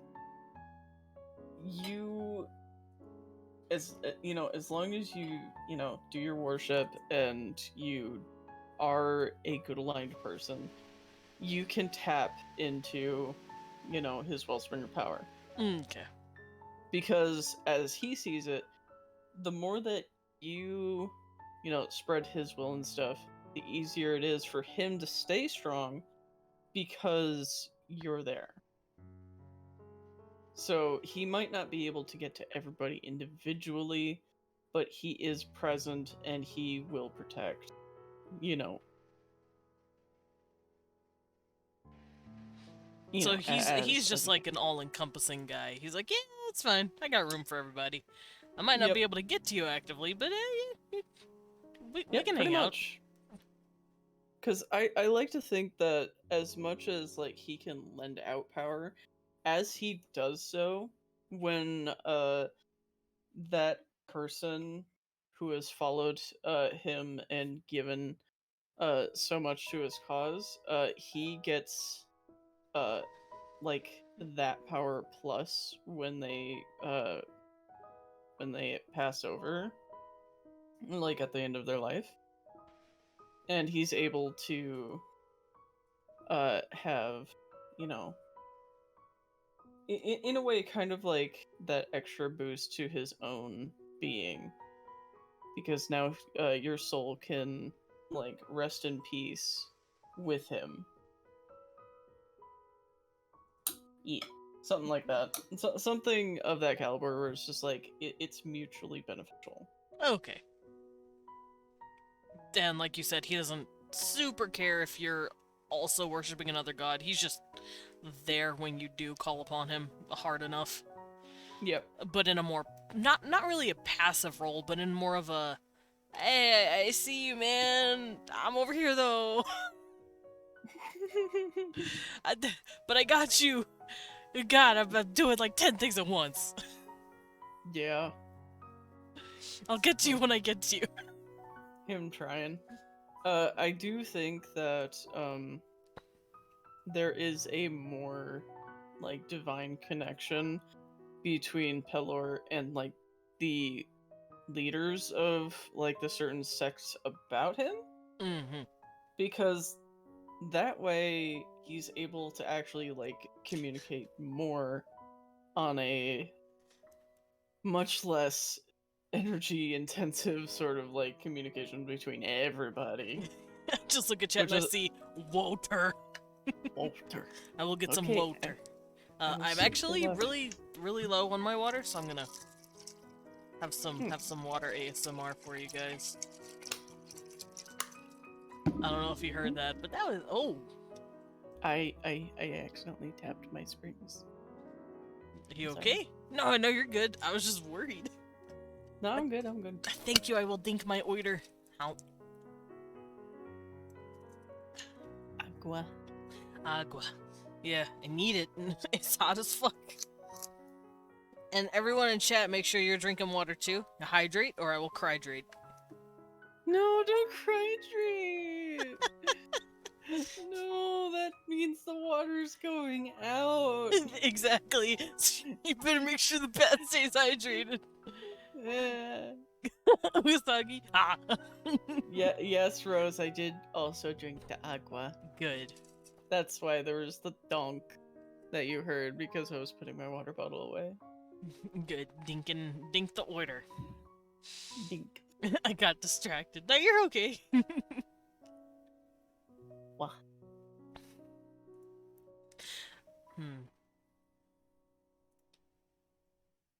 Alright, anything else in religion we need to go over? Or is... I think that's basically is just like the baseline for how they operate. Like, You did say Pelor is different in this. If you want yes. to write that out or talk about it, and I can write it out. I think it'd be easier for me to talk about it. Because like Pelor is like from 4th edition. Yes. I think he can also be in 5th as well, because like they did a lot is of imports. in 5th, but only in name, because like 5th edition, like none of their gods are like developed at all. The No. only information I have on Pelor is from 4E, where he had a bit of a presence, and I've pretty much just kept his domains, some of his relationships, and that's it. Okay, so we can cover what he does share with it first, just so I can have it written down, Yes, so, and then we can go over the new stuff.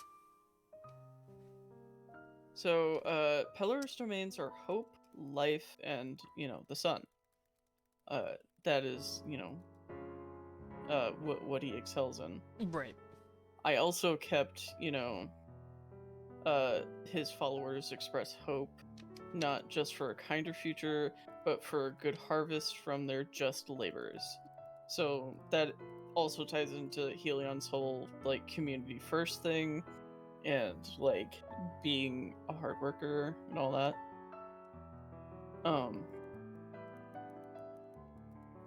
And you know, like the Fire and Lights Festival, also in here is like Pellar's hope is the faith that the sun will rise and that the winter will end, and that, you know, compassion will flourish, sort of thing. Like that's just like straight from the 4E background there. Mm-hmm. So I lifted that. Okay.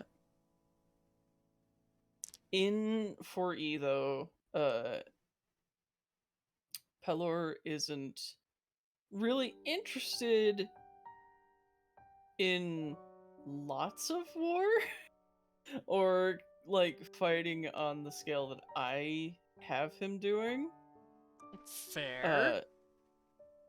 So for me, Pelor is definitely like, he is all of these good things, but he's also much more as like a martial sort of like deity that you would call upon, like in like dire straits and stuff. Like if your community is like experiencing, you know, oppression from an outside source that wasn't there before, Pelor's probably the most likely god you would try to contact to like send some like ray of hope your way, literally, in the form of paladins and clerics charging over the fucking hill. I Please, see. They're like, please, sir, send your simps over here to kill our enemies. please help us. They're nasty. They're stinky. They're being stinky here. Make them not be that way. Thank you. I didn't keep, because the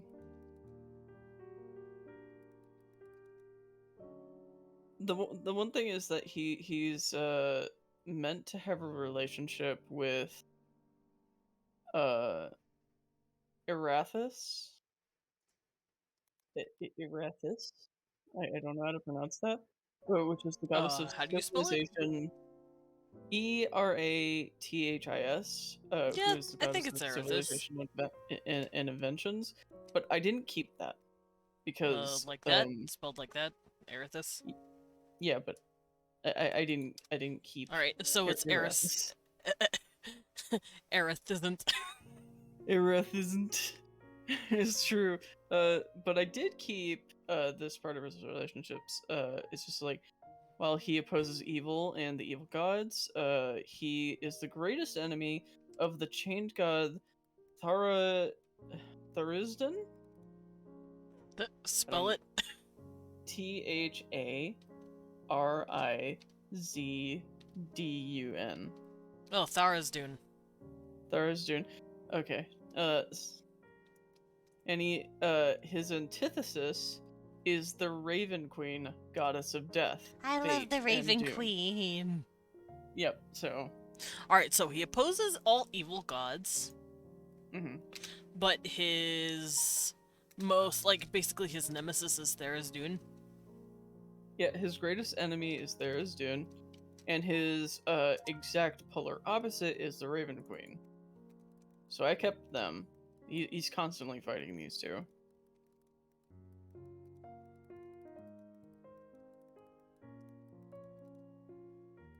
And also Zahir, which is Zehir, who is the god of darkness, poison, and murder, V-E-H. who causes solar eclipses. That? Zahar? I instead of A. Oh, Zahir. Yes. And he is the god of the bad shit that he's also fighting. Yeah. Darkness, poison, and murder, and causes solar eclipses.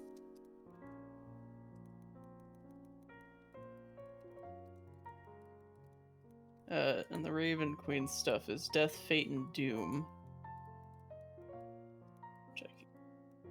So whenever there's solar eclipses, he's just like, oh, fuck, Pelor is getting messed with.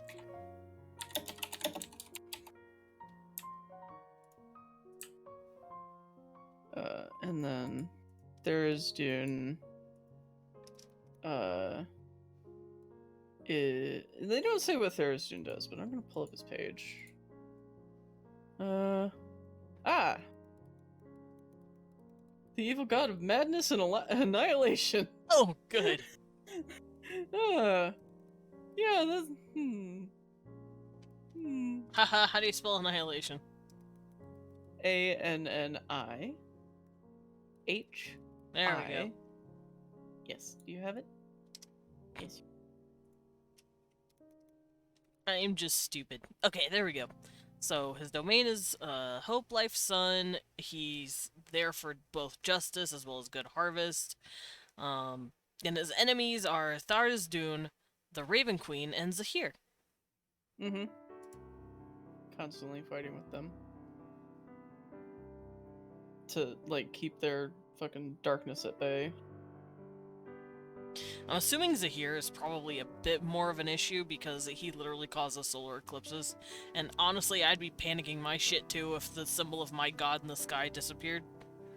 Yeah, I feel like Zahir is definitely the shit starter for the Raven Queen and Tharizdun, where it's just like, since he has the ability to block out literally the source of holy light, which is the frickin' sun, whenever they want to do, like, one of their big bad fucking plans, Zahir is just gonna slink off into the dark and just be like, oh, what's this? And put a curtain over everything. It's just like, no, this is bad. Raven Queen eyes. Penguin, I think I had a stroke reading that. You are how, friend of my Desmond? Buddy. That's somehow worse than your creepy text from yesterday. I love it. I am doing good. How are you? Pierion, how are you doing, by the way? I am alright. Alright. I think I'm gonna have to walk away for a minute or two, but I will be right back. Of course. You can, like, recap for people. I'm glad you're doing good, but welcome in for those of you who are just tuning in or haven't been able to catch up yet. I think the creepy text can go over other people's messages. Yeah, it can. It can stretch out like super far across chat, so it's usually not the best idea to do it. But I trust you not to like overextend your boundaries. But yeah, welcome in. We're doing World Building Wednesdays, as always. And we have Pierion on today. Pierion is going over his culture. The culture is yeah, it was one off. Yeah. I trust your methods. But the culture is in a region called Helion. Not really short for, but a play on the word Helios, because it is a sun-worshipping culture. And so far we have covered a few things, such as some of their customs, their traditions, and now we're going over their religion, because the religion itself, best day of the week, I have fun on Wednesdays. It's one of my favorite days. It's Worldbuilding Wednesday. Oh, yes, Pierion is AFK at the moment, but he will return, and when he does, he will get a lovely surprise banana kiss. Mwah. But yeah, right now we're covering Pelor, which is a D&D staple god. But according to Pierion, he's got a lot more going for him, because let's be honest, some of the D&D lore is kind of bare bones, which, I mean, I don't want to say is a good thing or a bad thing, because on one end, Pierion, moi, yeah, but on one end, it feels kind of lazy on their part, but at the same time, I understand that they don't want to dedicate entire teams to writing out thousands of pages of lore to some god that people probably aren't even going to pay attention to because they're too busy working on another one. It's definitely a double-edged sword.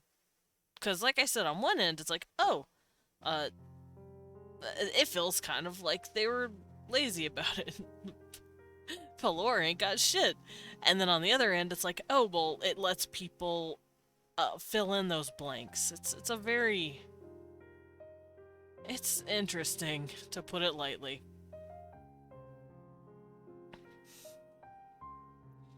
I love that new Lilin emote, by the way. It's so cute. Lilin dancing. Do I have it? I want to see if I have it. Do I have Lilin? Where's Lilin? What? I am here. Welcome back. I'm going through my list of emotes. I follow so many people. I got bunny kiss. You from did. Saudi. You got banana kisses. And kisses from Ami. I got smoochies. Yeah. Reached out to the artist. I'm gonna find time to request one. Ooh, nice. Sure, you can send it to my DMs. But yeah, I was just letting them all know about the whole Pierion thing, all the Pelor things, and all the stuff that's different.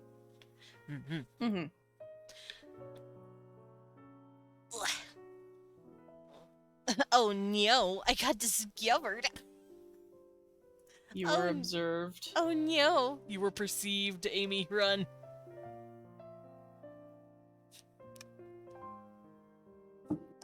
All right, so I say Amy. Amy.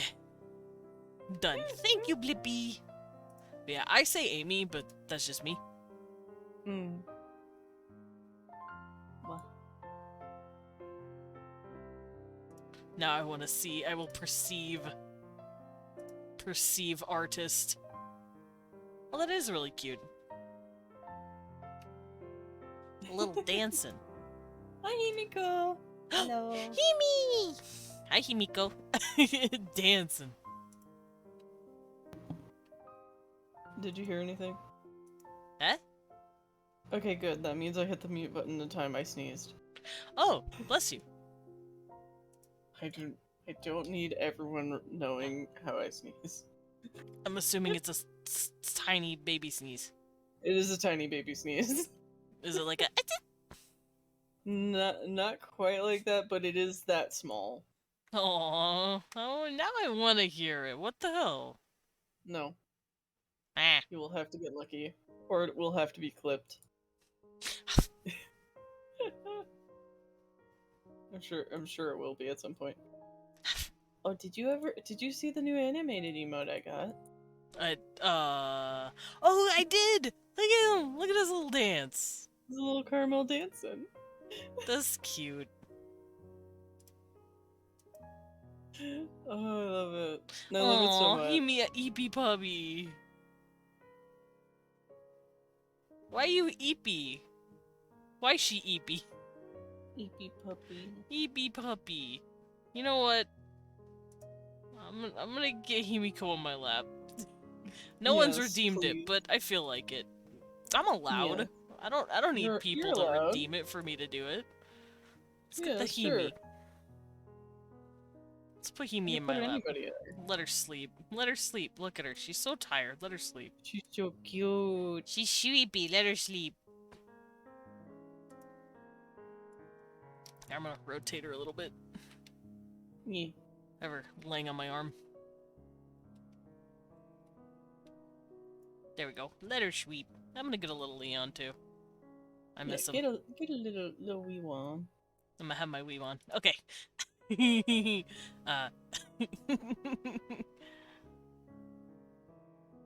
Yes. Oh, you made some little Himikos in Hero Forge. Cute. Himiko, Yeah, I you saw stayed those. up They look so so good. late.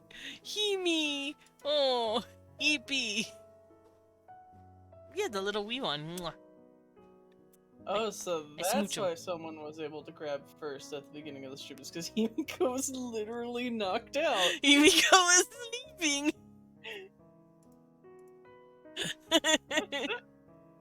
Because I literally had your stream up, waiting for you to go live while I was in the waiting room. And I was just like, you know what, I'm probably gonna get it today because I already have the page open.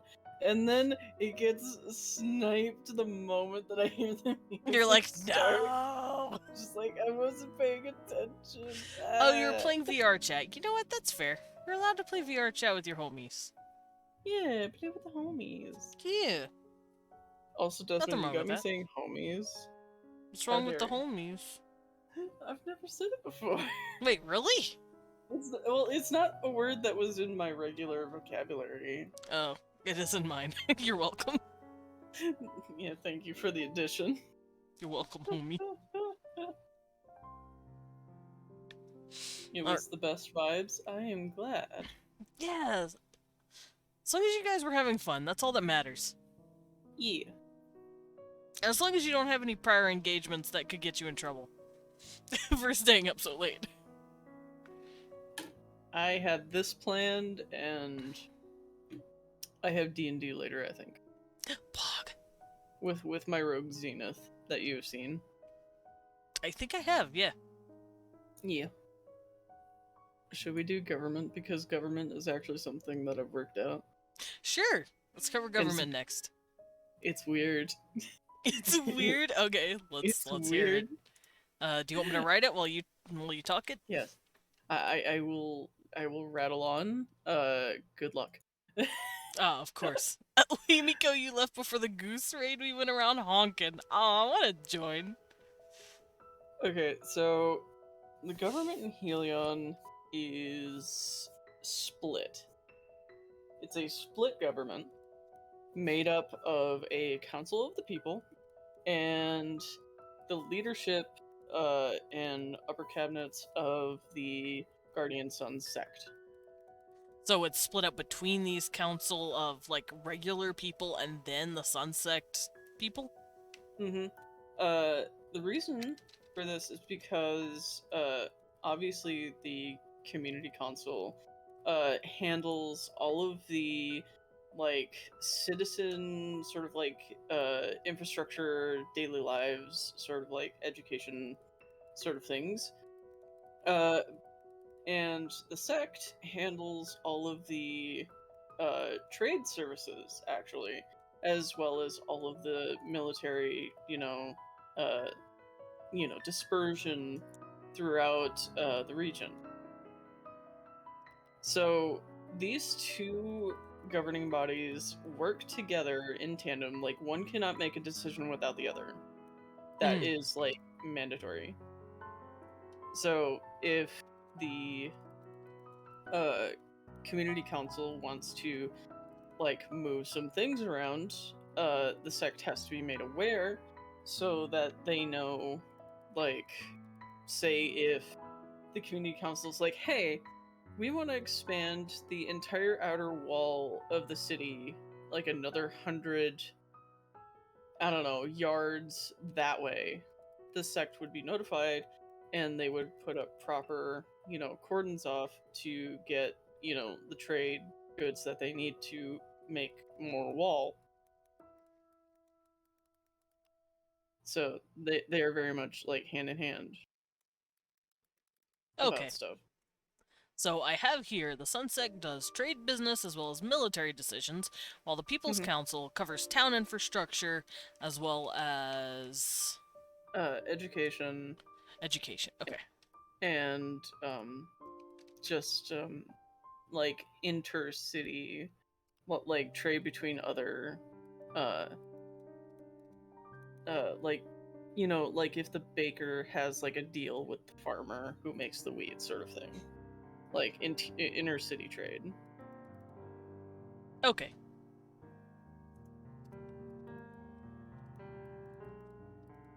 Yeah. Like that? Yep. Cool. Is there anything else that I've missed? I think I also have the Sun Sect covers a lot of, because like since the Sun Sect is full of like a bunch of healers and stuff, a lot of the medical is also run through the Sun Sect. But again, this one is split between the two, so this is like a decision making thing where the Sun Sect makes healing potions. Like that is a majority of like what they make on their downtime for, war supplies is like for those who cannot heal with magic, there's always potions ready and available to send out as like aid to other countries or regions, cities that might need their help. But also for like their own use, as well as use in the city at large for like small stuff like, oh, say I don't know, you twisted your ankle the other day and it's just like take a health potion for it. It's easy. Okay. So Yes. I put down medical for them, and it's a given that they each kind of have to go to the other going, hey, I want to do this. You good? It almost seems kind of like a marriage. It is very much like a marriage. It is definitely a communication based system where they have to work together. Though I will say, in times of like disaster, like say, oh, the fucking city falls under attack, all main decisions will default to the sect. Because that is just how they were. Like, the sect was the ones who initially, like, put, Helion organized in the first place, so they're the ones that will be the de facto deciders in times of crisis. Okay. Ryza! Ryza! Hi! Wait, you've been researching? Hold on. Sheehan just tripped me up with the researching bamboo. Nice. Bamboo? Apparently they've been researching the legality and necessary climate for growing bamboo. But hello, Ryza. How you doing? My homie. Where? Do you need a minute? Oh no, I'm better. It's just that one day it hit pretty hard because I hadn't heard him in like literal months. I have not heard his voice, and I was just like, it was overwhelming and made me happy. It was so sweet. I was there. It was just like,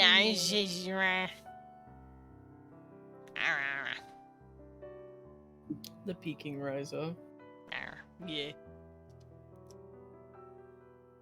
But yeah, this does feel like kind of like a marriage, where like. Good boy.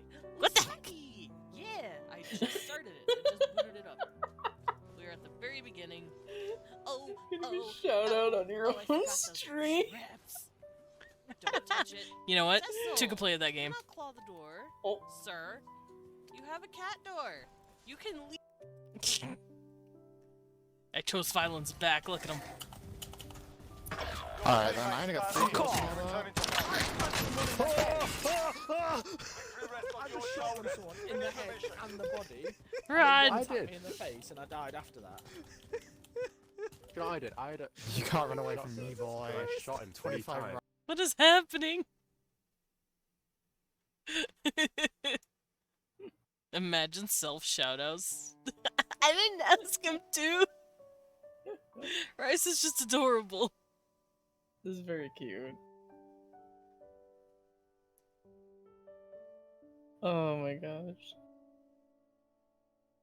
The vibes clip in where I here are get attacked immaculate. by a full team. Aww. I'm sorry. Pet. But yeah, I'm glad to see you again, Ryza. I'm glad to see you peeking in more and being more active. Makes me happy.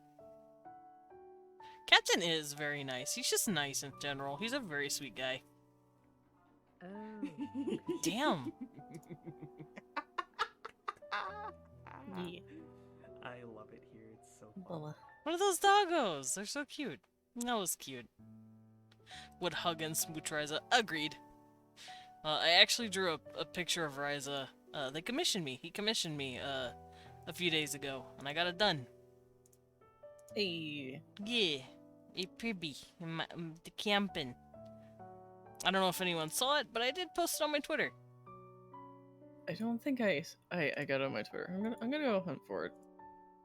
I'll hunt. No, where is the Desmond? There's the Desmond. I'm right here.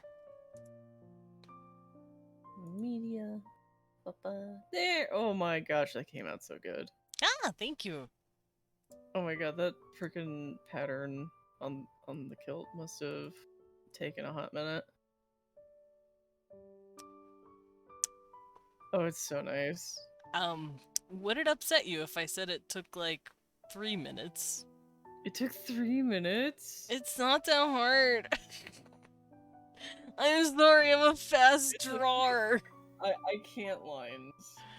That's fair. I bow at you. Line art your is fun, so it was just colored line art.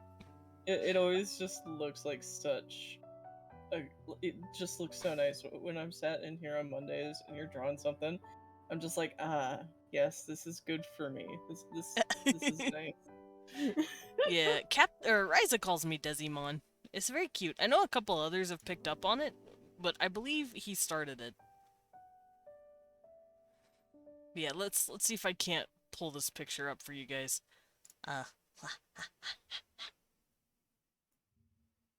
Look at him. Hey, Ryza. I drew him on a pirate ship. That's Yeah. I'm not racist, I'm spacist. There you go. I'm not racist, I'm spacist. It's great. Alrighty. So, yeah. We got the sun sect and the people. I'm just calling it the People's Council for now. I don't know what else. Yep. No, that's Is he Scottish? He is perfectly fine. Scottish. Yeah, so there it is. If you want to change that, you can. Nah, that's fine. Ah, I see. Council, like it's fine. I wouldn't know what else to call it anyway, because that's just like Fair. that is just what it is. That'd be what it be. It's just like it's a council of the people. What do we call it? It's the Council of the People. The people. Ah, yes, the People's Council. The Council for the People. The council specifically helping the people. The People's Council. Yes. Let's see. Oh, should we touch architecture? Ooh, let's Should we? scoot up there a little bit. Architecture. Architecture. I like architecture a lot. You know what? Based. You're allowed. I like a lot of different styles. The Senate, and- said Captain Ryza. For me, when I think of Also, hi Pierion- Maki. Sorry, I didn't even read that at first. Everyone was talking about the Scottish. And yes, we were doing Kronk. Yes, we were doing the Kronk impression. But welcome in, Maki. How you doing? I'm doing good. I'm sure Pierion is. Oh yeah, I'm having a great time. I get to just talk about dumb shit today about Pierion's like history and shit. It's great. And I'm down for it. This is basically just 4 hours of letting a homie gush about their stuff that they've made. My stuff, I made it with my brain. My big brain. My singular 2 brain cells. Oh god. It was really hard at the beginning of Bovid when I had to keep my 2 brain cells 6 feet apart. You're like, damn, not a thought. Doing good. Recovering from a huge thunderstorm. Oh, jeez. I hope everything's okay. And you like Chinese architecture? Oh no, I won't confuse it with other East Asian architecture. To be fair, Chinese architecture and Japanese architecture and Korean architecture, all that good stuff, those are all different. If you just, I mean, you can't really tell unless you've been staring at it for a while, but it is different. Good bean? Yes. Thank you, Reza. You are a good bean. Ah. I'm just out here. So, when I think of the architecture in Helion, I do think, like, a lot of... I think a lot of, like... I'm gonna see if I... Yes, I think of a lot of, like, mission-style furniture. And stuff like that with like a lot of clean lines as like a lot of like warm wood tones for like sort of like interior stuff. But I also like for the architecture itself, I like to somewhat imagine like what you would get if you took classic like European Gothic architecture and you merged it with the clean lines and like repeating patterns of Art Deco. Ooh. Do you have Like, if you- any examples of that at all anywhere? Because I do not. I would. Aw, I was But I about to can, say like- I'd love to see that, but damn it. But like I can put it together in my head and it's just like, oh, that looks great. I'm trying to put it into my head. Because like we could pull up. Oh god, now I have to try and spell architecture. It's right there. I know it's right there, but I'm in a different tab. Oh my god. I'm in a different tab, so I can't see it. So my brain's just like, I forgot. I forgot. So let me grab like this one, and I'll just copy that image address and throw it into your DMs. Of course. So that is like classic Gothic architecture. With Oh, lots have a of good lurk, stone. Roseki. Oh. Oh. Okay, Oop. Rose. They say oop. Have a good lurk, Rose. Bye bye. Mm-hmm. Alright. Alright. Ooh, that's pretty. That's some classic Gothic architecture. Lots of stone, lots of facades, lots of like archways. Lots and of stuff. little details. Lots of like little details, and then of course like Art Deco is just like so It's blocky. so blocky with straight lines and a lot of repeating patterns and stuff. Like stuff like this. Yeah, my brain's here. trying to figure out how to marry the two because I'm struggling. Yeah. So basically take the boldness from Art Deco, where it's just like everything is clean and large and well defined, and then decorate that with the shapes that you find in the Gothic architecture, with like the different parapets and things like that, where it's just like everything is decorated. Everything. Like, if something is given to you and it's from Helion, there is scroll work on it. There is, like, a definitely, like, defined bold shapes to any of the decoration.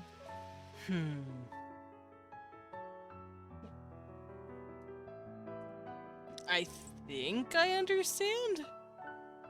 I kind of... like, if I could find an example of those two mooshed together. Let me see if I can find it. I doubt you will, because...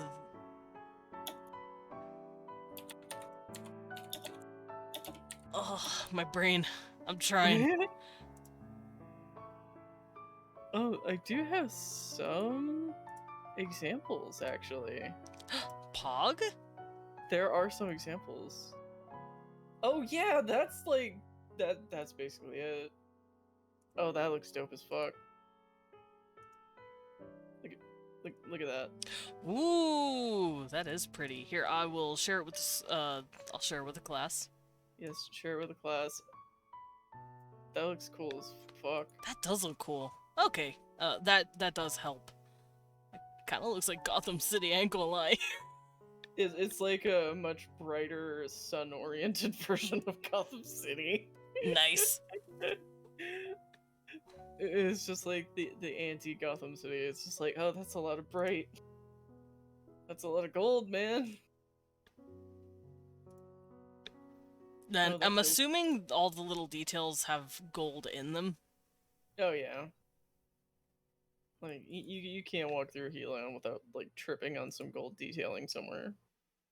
There's a better image of that from the side. Ooh, that's pretty. I could definitely see them doing that with Pelor's likeness on the building. I don't know what this is, but this is like that but mixed with Art Nouveau, and this is probably like what greenhouses have. Oh, I know that. Look up Solar Punk. Solar punk? Mm-hmm.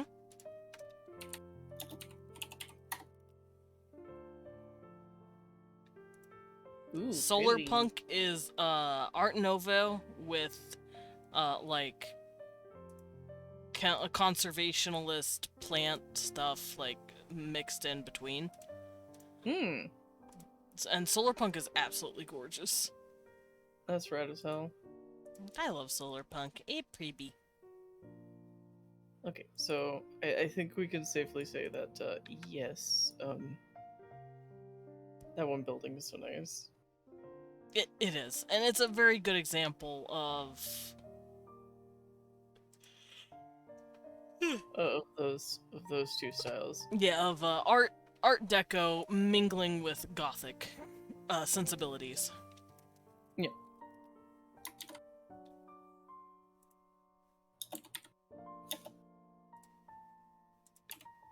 Also, I found this too. Oh, you found stuff? MC. Ooh. Oh, that's nice. Oh, I love the little gargoyles underneath the frickin' balcony, like bump Yeah, outs. it's cute. I like the details and stuff. Oh, those dudes are cool. Hell yeah. I just really like statues. I love the Art Deco statues. They look so fucking cool and Yeah, 'cause- imposing. Like, look at that. Bold, intimidating, and refined. Hell yeah.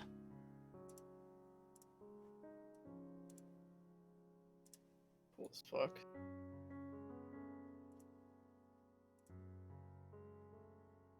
What? Alrighty. Grab. I now have references.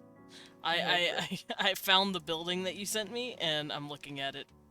You are observing. I am perceiving. It's very pretty.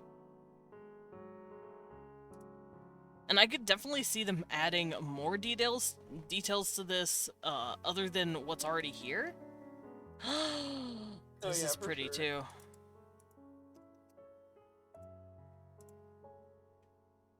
It's got that, Catholic church. Yep. Yep, that's Underside. exactly what's like in my brain a lot of the time. When I'm thinking of like the interior of like certain like big community buildings or like the libraries and stuff, it looks like this. I also found this building. Yes. Pog. That's cool. I'm also showing stream what we are talking Yes. about. We're pulling up different images to help with the visualizations that Pierion has. Yes. I don't think this would be as relevant detail-wise, but the motifs, like the sun motif, definitely reminds me of Pelor. Oh yeah, for sure. So Like, you that- could grab that too. Those sun motifs are definitely exactly what I have in mind when I'm thinking of like the outside building. So it's just like that mixed with like the first image at the top of that building. It's just like those two together, just like swap out the motifs. Oh, that window is so goddamn pretty. Oh my god. So fucking pretty. Fucking gorgeous. I can't find this stuff on my own. Like, I go looking and I'm just like, dirt, burp, burp, dirt. Oh, well, I'm glad I could help. I thank you for the help. That's why I wanted to do this, because you're very good at finding things. I'm glad. I'm just looking at pretty art. You're just like, I'm in my happy place now. I Also, found hi, Pinterest and now I'm just staring at it. Lemon. Pinterest. Welcome in, Lemon Collie. Inserts clip from Mulan and Mushu screaming, I live! God, I just really love the angular design of the statues. I'm sorry, I'm staring at the statues. They're so good. They're pretty. I'm doing this for you. I'm researching this for you. Yes. It's not because I'm Yes. distracted. No. And you're doing the thing. You're throwing them at me. It's so true. that I may have. You can save it to Okay. wherever you need, or throw it out because it's actually bunk. But it's there if you need it. Oh, that is really pretty. Alright, so I've gathered up about 4 more images to toss at you. Yes, throw them at the face. So I found this, and it could be used for building inspiration as well as light fixtures, but it is Art Deco with a bit of like a gothic look to it and a gothic feel to it, so I figured you might like it. Also, it is gold. It is a gold lamp. His gold lamp. Gold lamp. So I'm Lamp assuming gold. it could work for whatever purpose you might need it for. You know, I was just thinking about this. There's probably quite a lot of like jewelry that comes out of Helion just by people just wanting to make stuff over the top. Fair. Just go up to like flex their craftsmanship. It's just like, look what I made. Big and bold. Yes, big bold jewelry.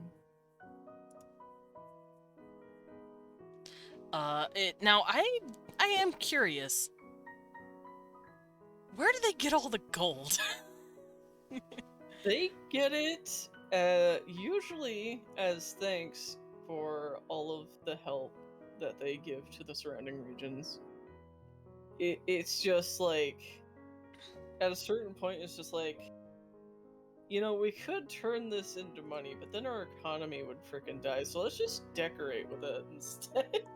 Fair. So they turn it into, like, working material rather than having it as just straight up cash.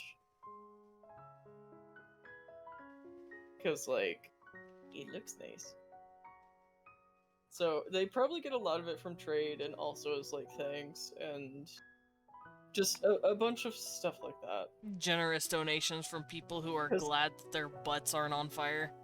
Yeah, pretty much. So, because, like, the region, I actually have a map.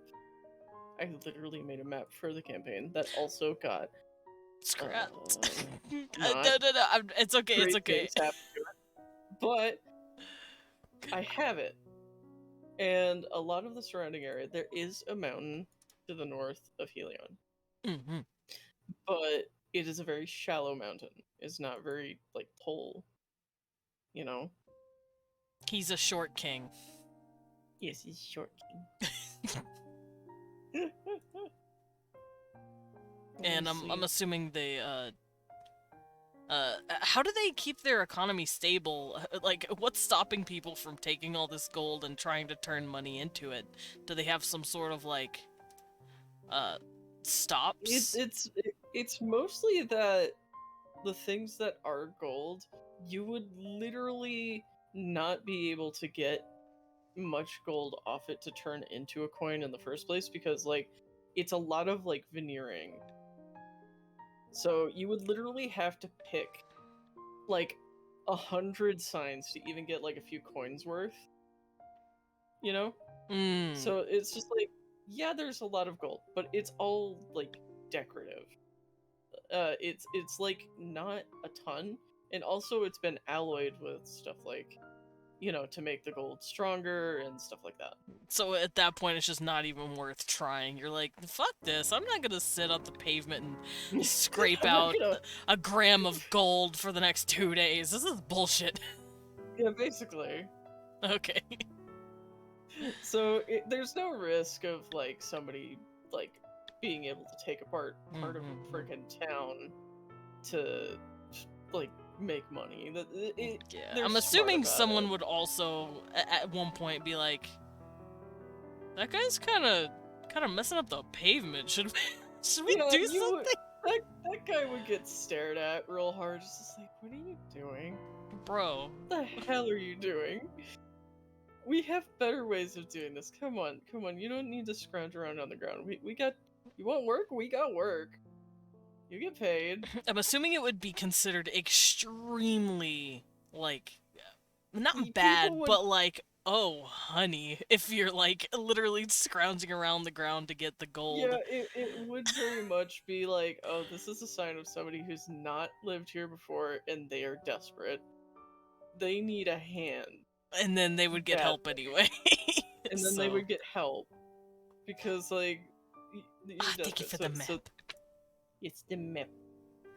It's a lot of, there's a lake, there's some rivers and stuff. It's not like a topographical map, but there is stuff. And you get to see, like, the city proper, and then the little red squares are, like, the farmers' houses, and they're different field sizes. The blue squares are...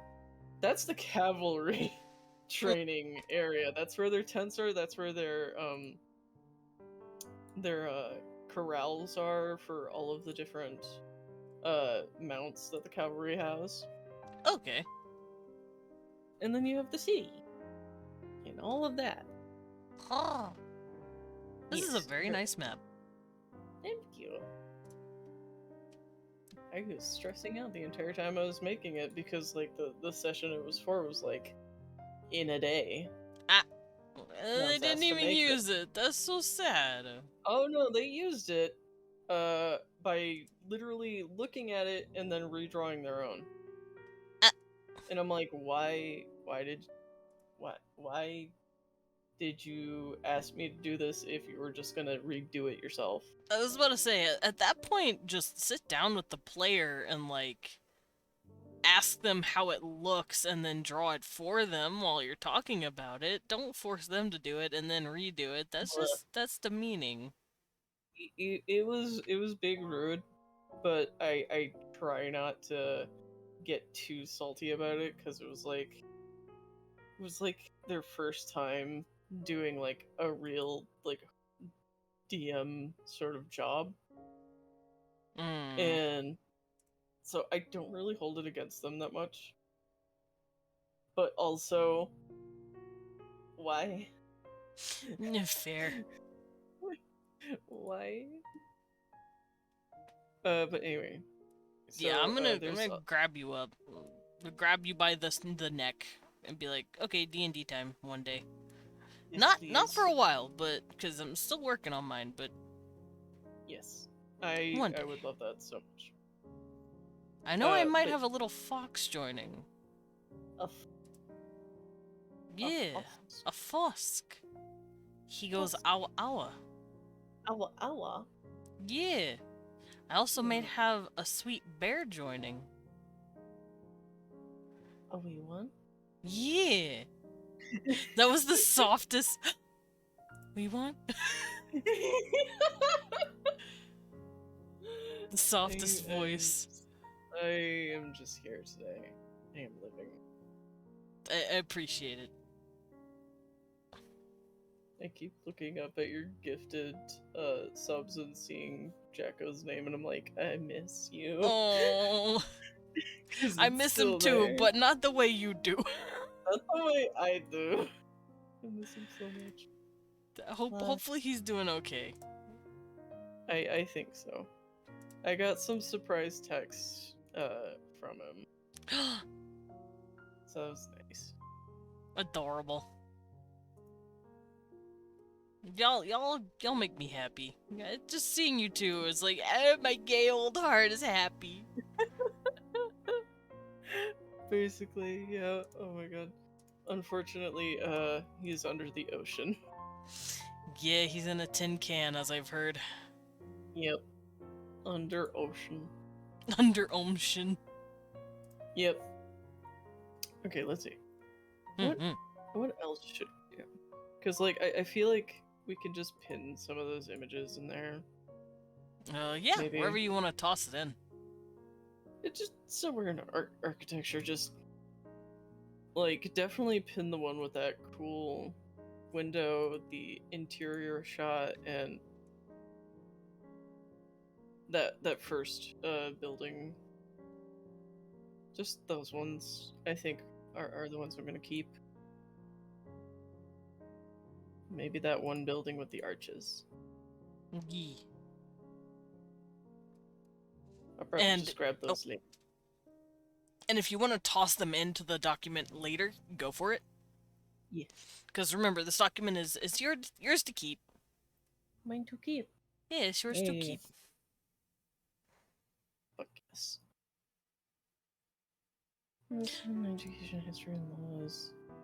No, I did want to ask, does the architecture span into this lavish look? Like, from the tiniest house to the largest, like, cathedral?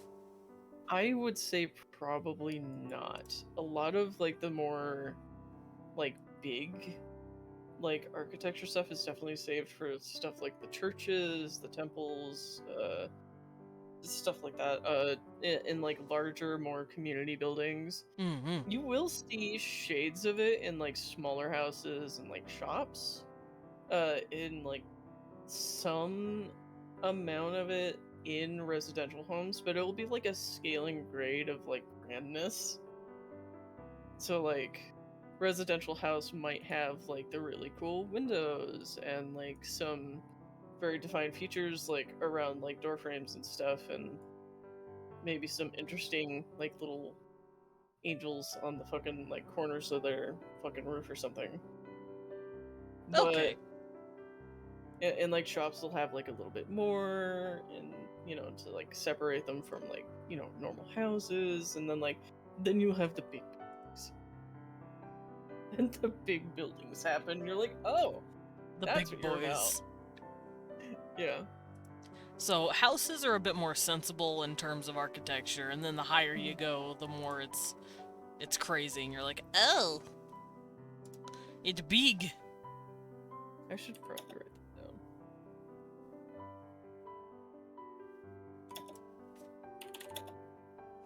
And considering this entire city is just literally drenched in gold, and everyone there is community driven, I'm assuming there isn't any like stress or people lacking work or lacking like luxuries like and basic amenities.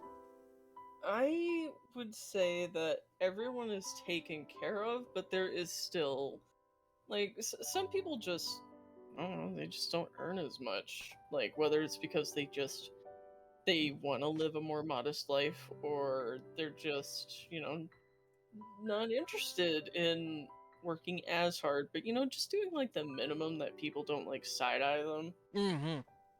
Because there's always going to be people like that. Of course. And I wouldn't say that there isn't any pressure at all. Like, this is not a utopia by any means. Like, it is a very real city with people in. There is stuff that's not great about this place. And a lot of that comes from social pressure. I was about to say, I'm assuming there are some people who have actually foregone social pressures and still don't move, but have found maybe their own community in more There are hidden gray places of the areas. cities. There are gray areas in Helion that act as places of, like, relief. from these pressures that are very hidden, in just some less trafficked zones. So there is like a little bit of I want to let my goddamn hair down. I'm gonna go do something crazy, and there is a place for that. And I think Okay. that's why a lot of the like when you get into Helion, there's like this. Oh, this place is fucking great. There's like people are just like always like on the top of their A game, and that's because these gray areas exist where people can go let their hair down. They can go like either fight it out, scream it out, party it out, do that sort of thing, which is why celebration in Helion is like very, very popular. Like, It helps you to know, relieve that stress and that social anxiety. yeah, because like you are never gonna get blamed for what you do when you're drunk in Helion. Oh, okay. That is like That's the rule. it's sort of like an unspoken rule where it's just like you're not gonna be blamed for that. You're just gonna be like drunk or you didn't have your senses about you. It's just like that's just what it is. Let's see. Sort Where of would I thing. put that? Don't know somewhere. I guess in values? Because that's kind of like just one of those. Mhm. How would I word this? So, social pressures.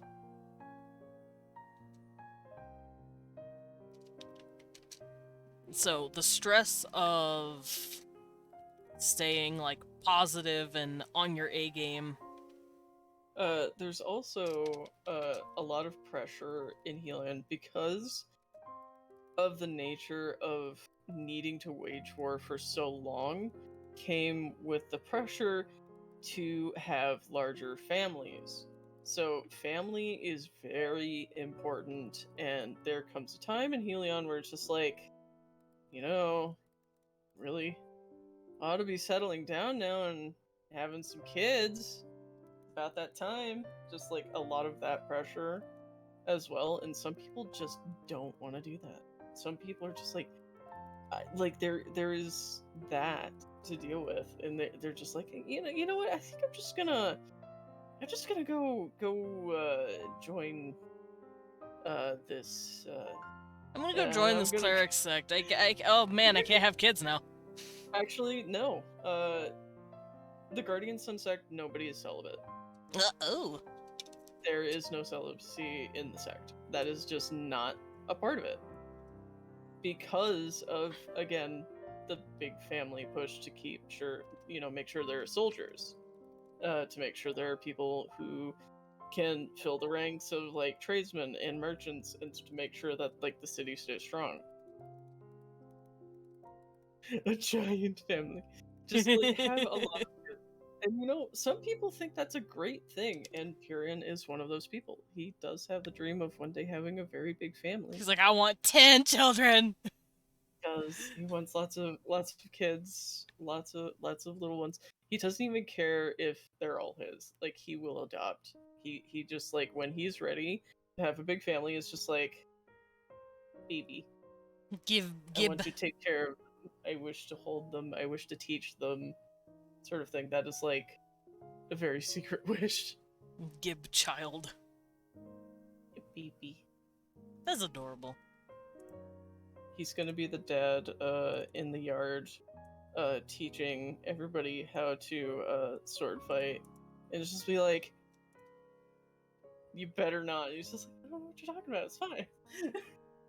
It's fine. No one's You gonna can hurt give themselves. You can give a toddler a wooden sword, right? Bonk. Who cares Cry. that it's been sharpened? Who cares that it's been sharpened a little bit? It's fine. It teaches them values. Yes, it teaches them safety. I don't think it just- teaches them safety. Yeah, well, it teaches them how to be safe with dangerous items. That's how that works. So Of course. So there is that, like, expectation consideration to, yes, you should have a big family, you should get settled down at some point. At this time frame, there is a lot of pressure to do good, there's a lot of pressure to maintain appearances, and just all of these different things, and that leads to a lot of gray areas. A lot of gray areas where people go to, let their hair down, like, go drinking, finding excuses to have a good time, going out to, like, get some, like, food at a restaurant or whatever, and just, like, celebrate. Do they find every excuse to have a celebration? Yeah. Like, say, you're moving into a new place in Helion, there will be a welcome wagon. There will be people who are like your neighbors, and they want to say hi and meet you and greet you and bring you food, and also, if you don't have furniture, they'll probably bring you, like, a chair. Nice. It's just like, oh, I didn't realize the entire block was going to be in and out of my house for the next 4 days. And To they're say here to hi. party. Yeah, it's just like, oh boy. It actually kind of reminds me of something that a friend has to go through sometimes. Not the people busting in the house, but I know someone who actually lives in Puerto Rico. And apparently, literally anything happens, and they're like, "Well, time to pop the alcohol and light the fireworks. We're here to party." And I'm like, "Damn, these people know. They know how to party.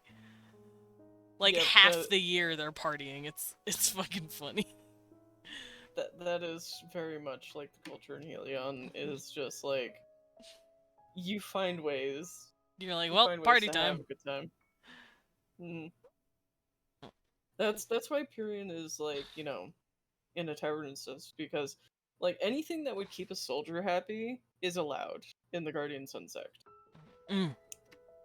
So anything like, like alcohol, fucking, uh, you know, having relationships and stuff like that, anything that would keep them happy and motivated to continue fighting is allowed.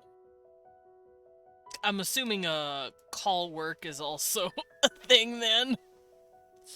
There are brothels in Helion, if that's what you're asking. Yes, it is what I'm asking. And Because yes, you did say soldiers, and I'm like, well, I know what soldiers want. Some of them. Yep. The brothels in Helion are actually kind of interesting. Do Because- tell. Should we write it down? We probably should write it down, because here's the thing. Where would that go? Where would that go? I have That is a nowhere good for question, that. because I don't think that would go in values, but it might go in customs, It maybe. It could go in customs. It might go in customs. I think that'd be the best place for it. So, if you don't mind, I'm just gonna. Yeah, let's just I'm drop gonna it in describe customs. So Let me brothels in Helion are sort of like half like healing spa culture, where that is where you would go if you had, say, if the ligaments in your knees were just like awful and bad, and you needed to, like, just take care of them, you would get hydrotherapy at the brothel and stuff like that, where you would be tended to, because it's just like, yes, there is those activities in here that you can indulge in, but, like, it's treated in a very different way. I'm assuming brothels are considered stress relief if it's got this spa culture thing mixed in with Yes. it. It is very much like, I had a way of describing it before, where it's just like, people in Helion are not prudes. You can talk about, like, who you're with, you can talk about, like, what you're doing, you talk about what you're into, as long as it's in the brothel. It's a place where, like, you can figure out a lot of stuff about yourself, about like the people you're interested in. That is where you go. That is where that happens. And it's also a place where it's just like that's where, you know, you go to relax. So like people will go to brothel and sit around and just talk, like in like steam rooms or in like different places around. But there's also this concept of spiritual healing as well from sex that happens in the brothel, because like sometimes you just need and you need affection, and Yeah. that is where you would go if like you just had nobody and you're really hurting and you just needed that comfort of like a person. You just need That a is where you- connection. Yes. So it's not like looked down upon. There's like no snobbery or snootery, is because There's it's not just, like, any stigma towards it. no, there's absolutely no stigma towards going there. It's just like you need that physical connection with somebody. So Okay. that is the way it operates. It's very much a split thing where it's just like no, there's no taboo here really. It's just like it's a part of life. That's how it's treated. It's just like it. This is a fact of life. People need this in order to feel whole, and that's the way I like it. I think it is a very good thing, and Pierion did work in one of these on the more spa side, for like from like 18 to like 21.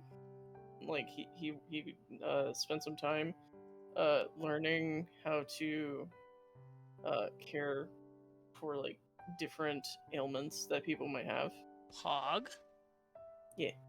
Yeah, so it kind of reminds me of how Roman baths were seen socially in Roman times, where it was a place for them to wash, but also it was a place for them to just hang out and socialize. Yep. That would be a very good comparison to what I have in mind. Yeah, it was just a nice place for them to relieve stress, wash up from the day, and just hang out. Just hang out. And much akin to the baths, if you wanted to do that kind of stuff, you could. Yeah, it's just like if that was on the menu for you today, by all means, pick your favorite. It also reminds me of how a lot of sex work used to be seen in general.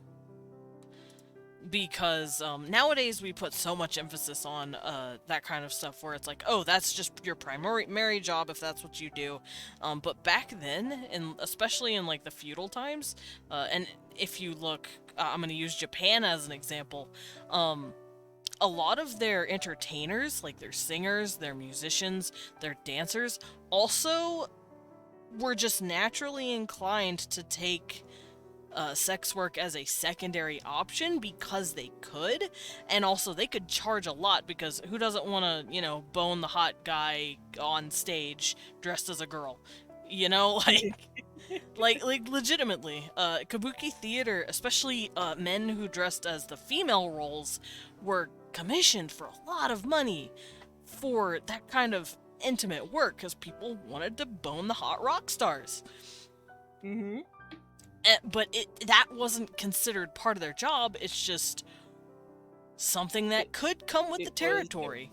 It's like it was an option. Yeah, it was just part of it, but it wasn't the main draw of them. They were also just entertainers that doubled as what we would consider today sex workers. Mm-hmm. So that's kind of what it reminds me of, where it's like their primary goal there is to just relieve stress. If relieving stress means having a go at it, there, you did it. It exists. There you go. But yeah, so I really do like the idea of the brothels in Helion, where it's just like that's just how they operate, and if you go in there expecting it to be like any brothel in any other city, you are going to get vibe checked real hard. Because like they people in Helion do not take well to people treating it like it's just some, Skeevy little area. yeah, like man, I can just imagine the frickin' social pressure that will just be inflicted upon somebody who goes in there trying to treat it like it's somewhere else, and it's just like, no, we don't do that here. You can, if you like, but be respectful. Mm-hmm. Yeah, they're not like just common hookers that are like, No, because like there's definitely a lot of consent first culture in the brothel, where it's just like there needs to be an affirmative from all parties involved. mm-hmm. Now, are these ran more as a secular thing, or are they under the, I guess, jurisdiction of the Sun sect? They are not under jurisdiction of the sect at all. They are very of their own by the people.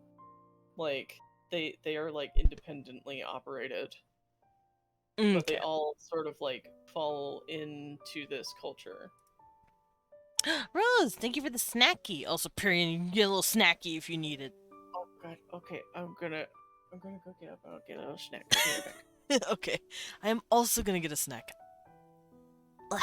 See if I can walk over there with my cord. My cord is long enough. Oh, I'm gonna grab this.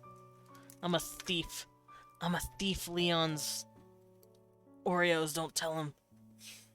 Oh shit! I heard him wake up. No, babe. It's not what you think. I didn't take your Oreos. He's staring at me. Nah, babe, look away. It's someone else's Oreos. Lilin on the bow tie. I'm gonna have a Wiwin on the bow tie. Come here, Wiwin. Grab. I love my friends. Oh, also, I have a Dan one. I finally have Dan. Over 20k cubes! Good job, Amy, you got this. P.S. Thank you, Rose, for the snack. Well, nom a little cookie. Nom. Who wants packages opening ASMR? I know I did ASMR Monday, kind of, but, package.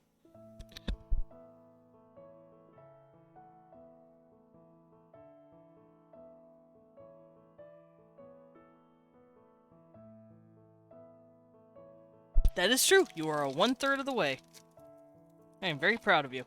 Ah. There we go. Oh, the cookie broke. Oh well. Ow.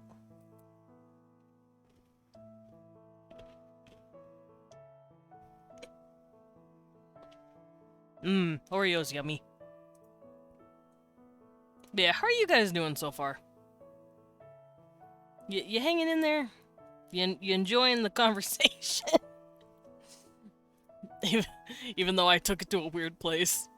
I was curious. Ow. Cookie. Okay, I am back. Welcome back. I am nomming a cookie. I have fetched a granola bar. Nice. You're like, I'm gonna be healthy. Me. Oreo. You know, it's funny that you say that, Amy. I have also made Pierion in Hero Forge. I'd like to see what yours came out as. Ooh, I want to see the comparisons. Let me see. Imagine they look the exact same.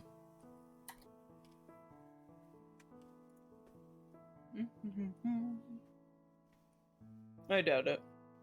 I still think it'd be funny. Everybody has their own things. So let me go to Hero. Oh, it's on the Discord. Okay. I think I'm signed in with Google on Hero Forge. Oh, they also made a Himiko with a Fosk. Plus, Yeah. So that's cool. Oh, that... Bruh. Yours looks really good, Pierion. oh god. It looks really good. Where do I find? Personal art in my cafe. And for those of you who My also want to goodness, see so it, fun.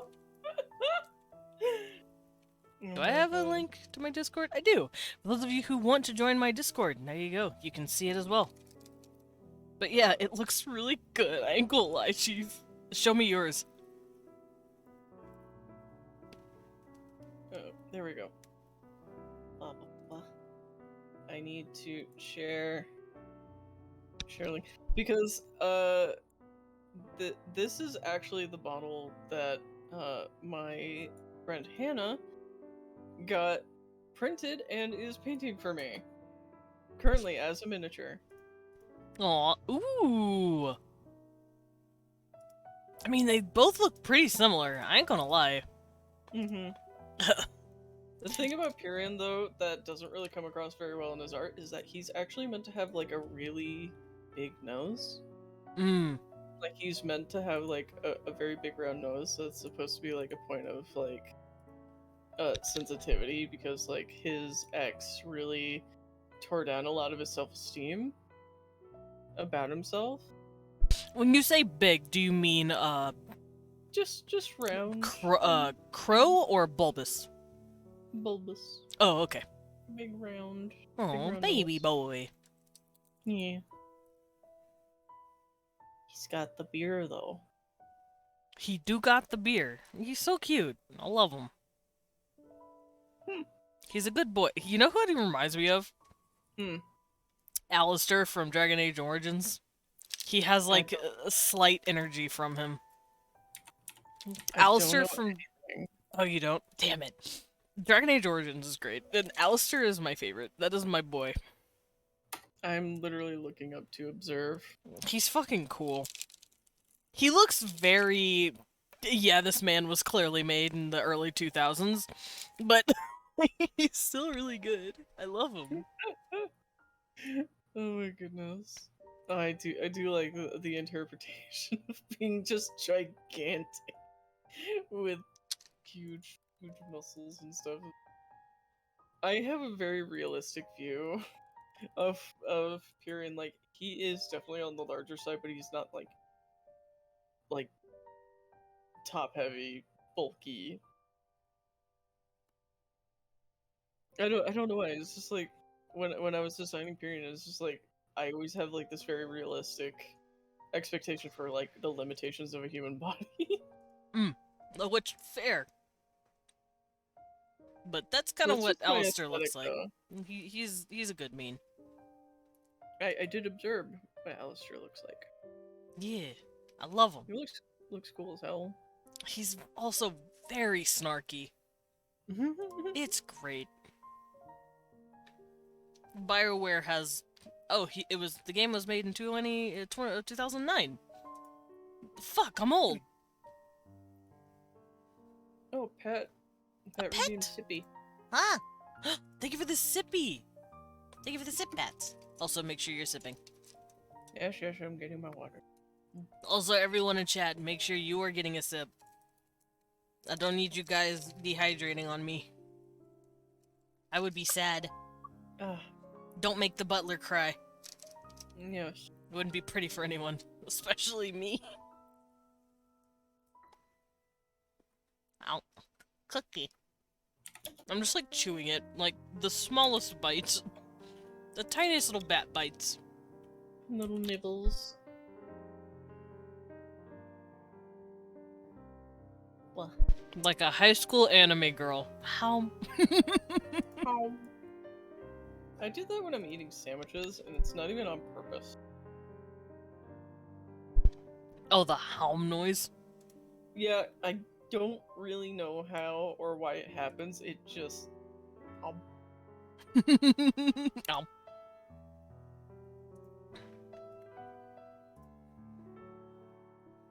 Alright. Where were we? Oh, we were talking about the brothels. I'm assuming we're done. Hello there! Yeah. Ah, Roseki! Thank you for the follow! Hey, yes, Rose. Mhm. Follow the pattern. Let me officially welcome you into the Bat Cafe. Yes. have a cup of tea or a dessert, and enjoy your stay. How? Why are you giggling? No, I'm just very giggly. Oh, okay. I take it that means you're happy, which is a good thing. I'm very happy. Yay!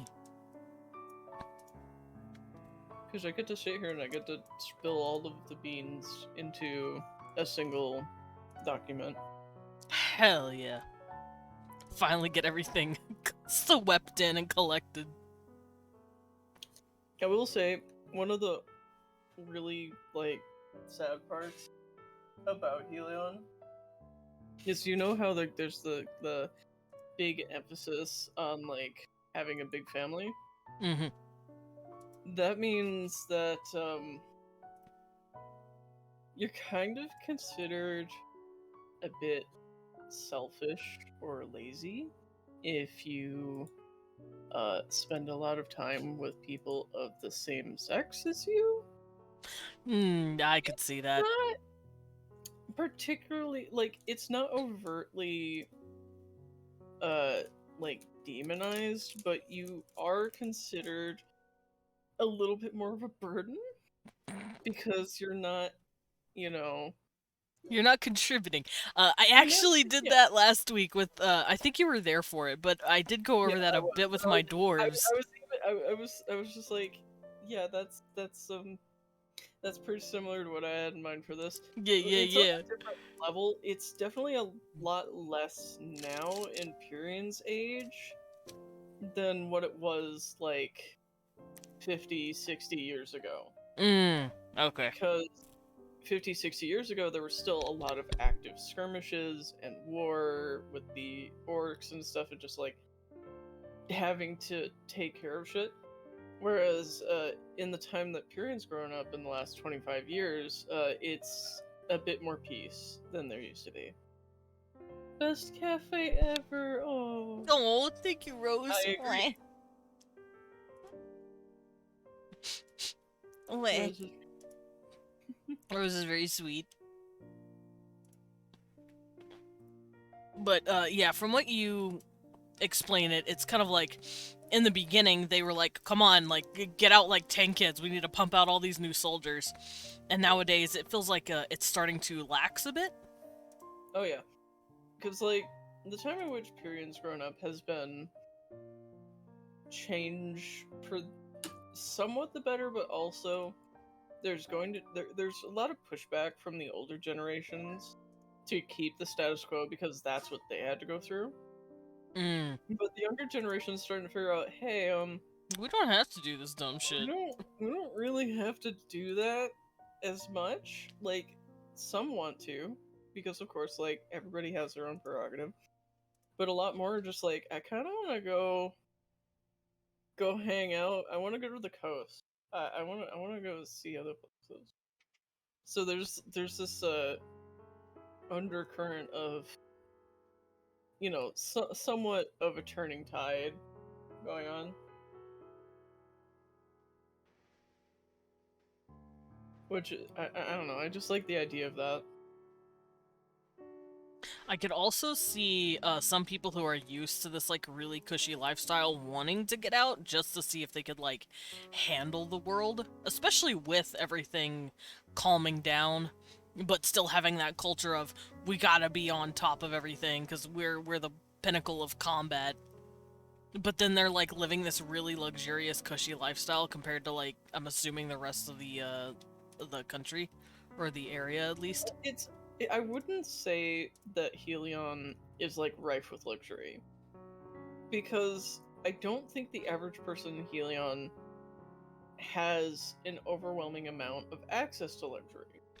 I think it's just that everybody shares what they have, and that's why it feels like everybody is so comfortable and, you know, well off and rich, is because they're all sharing, you know, their blessings and stuff with everyone around them.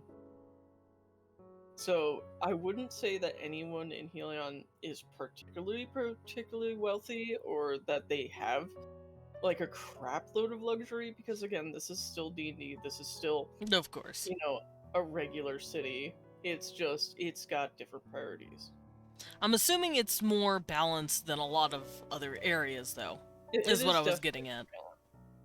Mm. Okay, I'm done with my granola bar. Nice. Crunchy. Now I kind of want one. But we do not have any. We don't buy granola. Also, I normally don't eat it, but it's just sounded good. It's a sweet and salty almond granola bar. Ooh. That's chewy. I can't really have the super dry granola bars. I don't know why. I just never get through them. Yeah, But fair. the chewy ones I eat though. Yeah, I think I'd prefer a chewy one. Yes. But yeah, so it is definitely, like, by and large, more even in Helion, compared to other places outside of it. So, you know, an outsider looking in would be like, "Oh god, they're all so like they're all so well off compared to the rest of us." Whereas once you get in there and you start figuring out what's going on, it's just like, oh, people just share shit with you. It's just like, oh, I don't have any, like, I don't have an apron to wear for when I'm, like, baking and stuff, and it's just like, 4 people hear you say that, and they're like, oh, you can borrow mine. Yeah, I can make you one. It's just, they're just, like, ready. It's just like, oh, you need help? Sure. Here you go. That's why Pierion is such a fucking people pleaser. It's because of that culture. Because of the way that it is.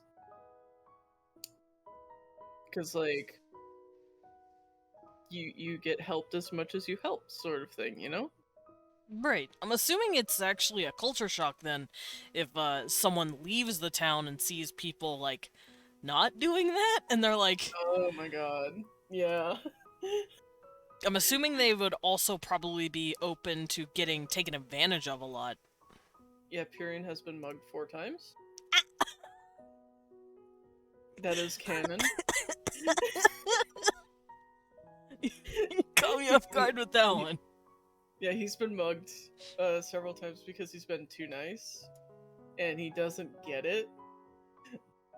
He's learned though. He's getting there. Sometimes he can still get, you know, he can still get swindled, whether he knows it or not, Aw, because of somebody, you know, talking kind of fast. Aw, poor at guy. him. So it's just in his nature. He's just so He feels trusting. very himbo. He is very himbo. Yeah. This boy himbo as fuck. He often forgets to get paid for his labor as well. Ah. Because he's so used to just helping people out and just like, you know, I'll get paid back later. And then he's like, wait, no. Shit. Is it awkward if I go back and ask? It probably is. I'm just not gonna. Shit! I Fuck! missed my window. Fuck. How am I gonna eat? That is literally like the majority of his traveling around has just been him having massive culture shock for the last 3 years. The last 3 or 4 years of him being out traveling outside of Helion, it's just like, oh, people are assholes. And continually relearning that lesson. Sometimes you just gotta learn people are assholes. Yep. Poor boy. Him just out here. He's trying his best. He is trying his best. That's all Pelor can ask of him. That's all anybody could ask of him. That's what he asks of himself. I'm assuming that makes him kind of favored a bit in his community because it's like, oh, you're not even asking for pay, and he's like, no, you don't understand. I'm an idiot. He's just dumb. I don't think it's just that he's favored in his community per se. It's just like that's just how it is in Helion. You're just like it's You're just expected to do it. You're just kind of expected to do it because you're gonna be taken care of either way. Whether by asking for favors or like having a particular, you know, job. Because here's the thing about Pierion. because he joined the sect so young and started like, like learning like, the theology behind Pelor and like the struggles and like the the shit, and then eventually starting like physical training to actually do the job. Mm-hmm. He's kind of always just had like a steady sort of allowance to just sort of like live and train and do that.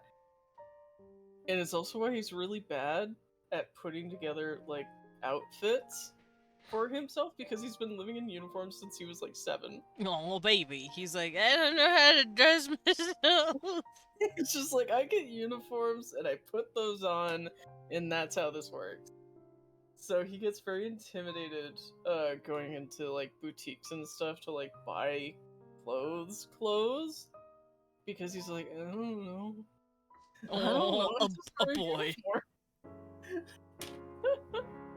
Me drawing him in clothes.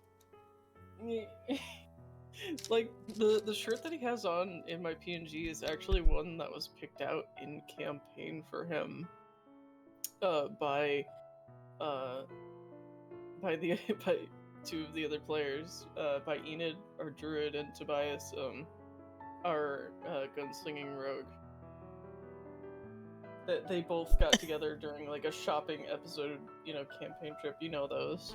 Yes. You've had those, I assume. So they got together and we're just like, it's just like, we're buying you clothes because you can't do it. We got you, boo. Yeah, and so that's what they ended up picking out. It's a nice yellow shirt, like the sashes. It's very nice. It's very Pierion. Yes. Mm-hmm. Because of this uniform-centric nature, I'm assuming that's just in the sect itself and not like everyone. That is just the sect, yeah. Okay. That's just how the sect operates, to make sure that, they can identify you on the field and stuff, and like know how to direct you in battle. Just like any sort of like militarized sort of like group, you're gonna have a uniform. Do they have any casual wear at all, or is it just all strictly like different types of uniforms? It is like, you have your working uniform, you have your training uniform, which comes with a shirt, but most of the men in the men's temple just straight up don't wear the shirt, because they're just going to be training all day anyway, and it's just going to get dirty, and it's going to be like, who cares? Fair. Like, who gives a rip? Oh, that's something to note also. During training, the men's and women's temples are separate, and they are on opposite sides of the city. Is that it's just only... because of how they work, or? It's mostly just to keep distractions down. Ah. That's it. That's pretty much it. They spar regularly, and they do work together in like community projects regularly. So it's not like they don't know the people in, the other side, or they don't ever meet. Or It's like just... they don't ever interact, but it's just like, yeah, okay. Keep it in your pants, soldier. We're working right now. Yeah, pretty much. It's just like, when you're here, you're at work, sort of thing. And then, once, they take their oath and they get fledged in, then they get, mixed, sort of like regiment areas. As you would, because at that point it's just like, well, now you're on the job and you should know better. Of course. It's professional. Yes, it's professional environment at that point. I hear you typing, but I can't find you. I am down in weapons. Oh, that's why I can't find you. I was up. There you are. Hi. Alright, so what we got for weapons?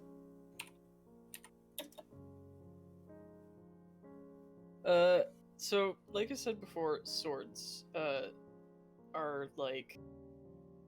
That is, like, the #1 weapon in Helion is a sword. It doesn't matter what kind. It could be a cutlass, it could be a rapier, it could be, like, a fucking just anything, as long as it's a sword, it's just like, okay, you know how to get trained for this. We know how to train you for this. This is great.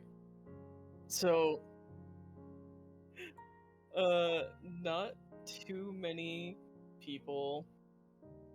Functionally, technically, no one other than certain paladin has any other kind of weapon. Like, there are a couple of people with halberds, and then like there's like polearms in the cavalry that are pretty common for them, just because they're, on, mounts. Mm-hmm. But by and large, if you're on the ground and you have 2 feet, you get a sword.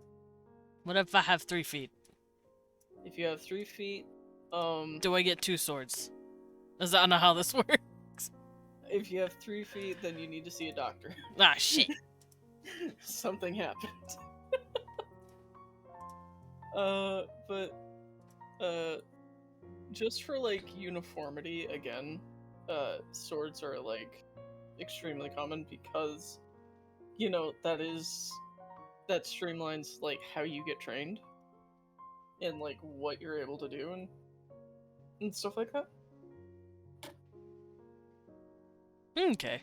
Are there any emphasis on ranks in these, like, depending on what weapon you have, or is it just whatever you're good at? It's whatever you're good at, which Okay. is which again emphasizes the sword sort of supremacy, is that everybody wants to be good with the sword. Everybody is just like, you have to be good with it, sort of thing. It's another one of those like you gotta keep up sort of like mentality. It comes back to that again. So And I swords are think based. yeah, swords are based. Yeah. Oh, Rose That is asking if you'd like to see a chibi they drew. Of course, I would like to see a chibi. I would love to see a chibi. Chimbies. Wow. But the real reason that swords are pushed a lot is because they are easy to learn, difficult to master weapons. Like, you can get somebody fighting decently with a sword in a matter of a couple of afternoons. That's just how that goes, Mm-hmm. Whereas trying to teach everybody how to, I don't know, what's a kind of cumbersome, complicated weapon? Morningstar. Yeah, trying to get somebody to be proficient with a goddamn Morningstar is just, that's gonna take a hot minute. Look at the thing, you gotta figure out how to turn the thing and not hit yourself. Oh, Rose is so cute! Look at that little chibi. Oh, I like the tie a lot. Oh, you got the dangly earring though. Oh, I love those. You're being cute. What? You heard me. No, you. I'm not the one over here being precious about a piece of art. I'm just saying. It's cute. I believe you, but you're being precious about it. Rose, can I throw this at Desmond? Can I send to Desmond so Desmond can be cute about it next? Don't let tell Pierion no, it's private. No, wait. Share in the Discord as well. Okay, cool. Yeah, of course. There's an of course. Hiss. Yes. I don't want to have to squee. I know I'm going to. There you go. You're in your DMs. Oh, You're it's cute. What the hell? That's precious. It's a Hell yeah. baby. No. Cute as fuck. Ah. Yes, you are, Desmond. You are Hiss. adorables. Hiss. I squimch you. Ah. I want to play Final Fantasy with you so bad. What? Why? I don't know, I just miss it. I miss running around with you and being your taxi. I missed having a taxi. I will help. Uh, I'm like in the middle of Stormblood right now, so I could help. ooh. I actually have no idea how far you've ever gotten in that game. Oh, shit. I got a call. I am so sorry about that. No, you're good. Y'all cute. Look, that's just No, what you're happens. cute. You're the one that drew it. It is your fault. Yeah. You're right. the one that made me cute. Yeah. Take responsibility for my actions.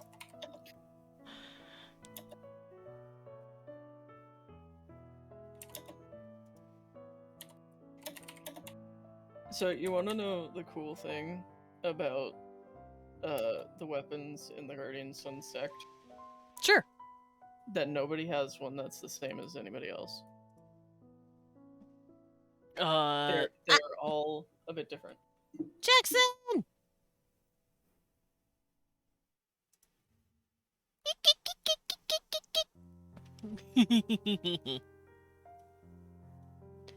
Welcome in, Jackson. How you doing? You shush, I like- Pierion. I can feel it. I can feel you wanting to say it. I'll I don't fight wanna you. Say it. Fight me. You're cute. Nah, fight me. Wait. Oh, hey. How tall is Desmond canonical? Like, how tall is you? I'm 5'1". You're 5'1", I'm 5'10". I Ah. squinch you. Ah! I'm gonna pick you up. I'm gonna pick you up like a little baby. I'm gonna hold you and be like, you're cute. And then Leon will show up and he'll pick me up while I'm holding you. Be like, no, you. Exactly. Leon, big boy. He's 6'5". 5'1" Oh gang! my God. 5'1" gang! 5'1" gang. Oh my god. So, the thing about the swords, weapons, or whatever Mm-hmm. that is in the sect is that they are all forged by their wielder. Every single last one of them. There is nobody in the sect who has a weapon who didn't make it themselves. Because that is a part of it's a part of the exam to go to standard classes from fledgling classes. Okay. Is that you will forge your weapon in however long it takes, and then you will have an exam where you are to put that weapon to practice against a series of training dummies in an arena where the archbishops and the higher council of the sect will be observing. You know, as well as a bunch of crowd of spectators, because who doesn't want to see somebody show off with their Be fucking cool with a weapon, yeah. It's cool as fuck. It's new. It's just like hell yeah. Like, bro, new weapon dropped. Oh shit! Bro. Wake up, wake the fuck up, babe. New weapon dropped. Can you imagine the day that Pierion went out for his exam, and there's this line of very uniform lads and lasses with their swords that they made all in a line, and he's just there with this big fucking battle axe on his back. How out of sorts do you think he felt that day? Probably yes. It's like, oh fuck, everyone's using swords. That's the thing, though. I did tell this story on my stream once before because somebody asked for some lore about the axe.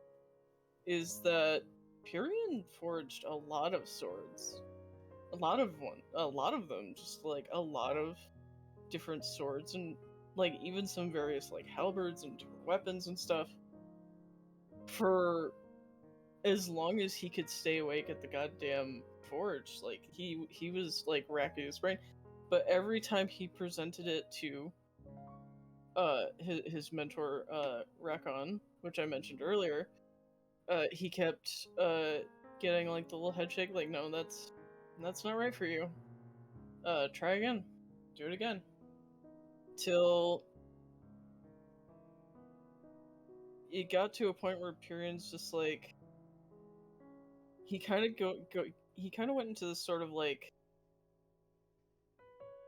I don't know what you would call it, but it's sort of like a sort of like Zen state at the forge. Well, like enlightenment or a trance.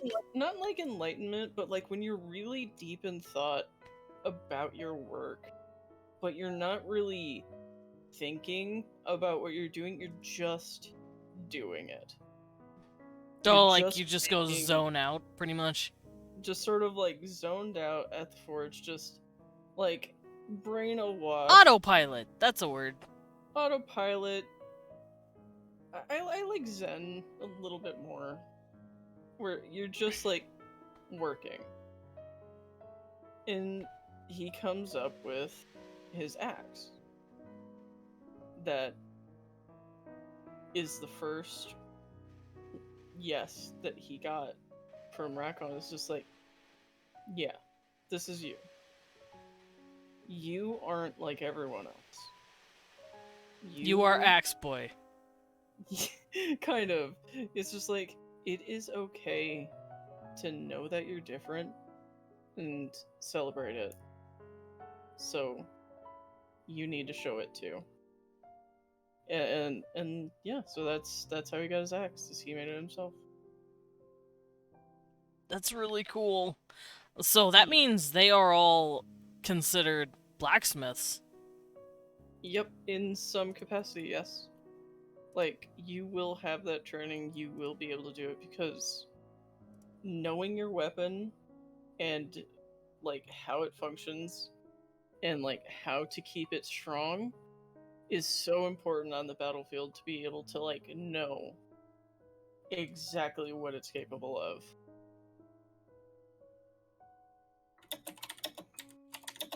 Which makes it extremely intimate, now that I'm thinking about it. Oh yeah, there's a big protection vibes with your weapon. There you go. Thank you. I am a very slow typer. It's definitely a sense of like, it's an extension of you. Like, this weapon isn't just something you bought off a shelf. This is literally This is you. You literally bled, sweat, and cried over this thing. Literally. You literally had 3 meltdowns in the corner of the blacksmithing area for this weapon. Yep. So, that has the added side effect of people take care of their shit really well. You don't have soldiers just like neglecting to take care of their fucking swords, because it's just like, oh, I made this. Mine. I'm gonna take care of it really good. I'm proud of this. I'm gonna keep it clean. I'm gonna keep it sharp. It is, yeah.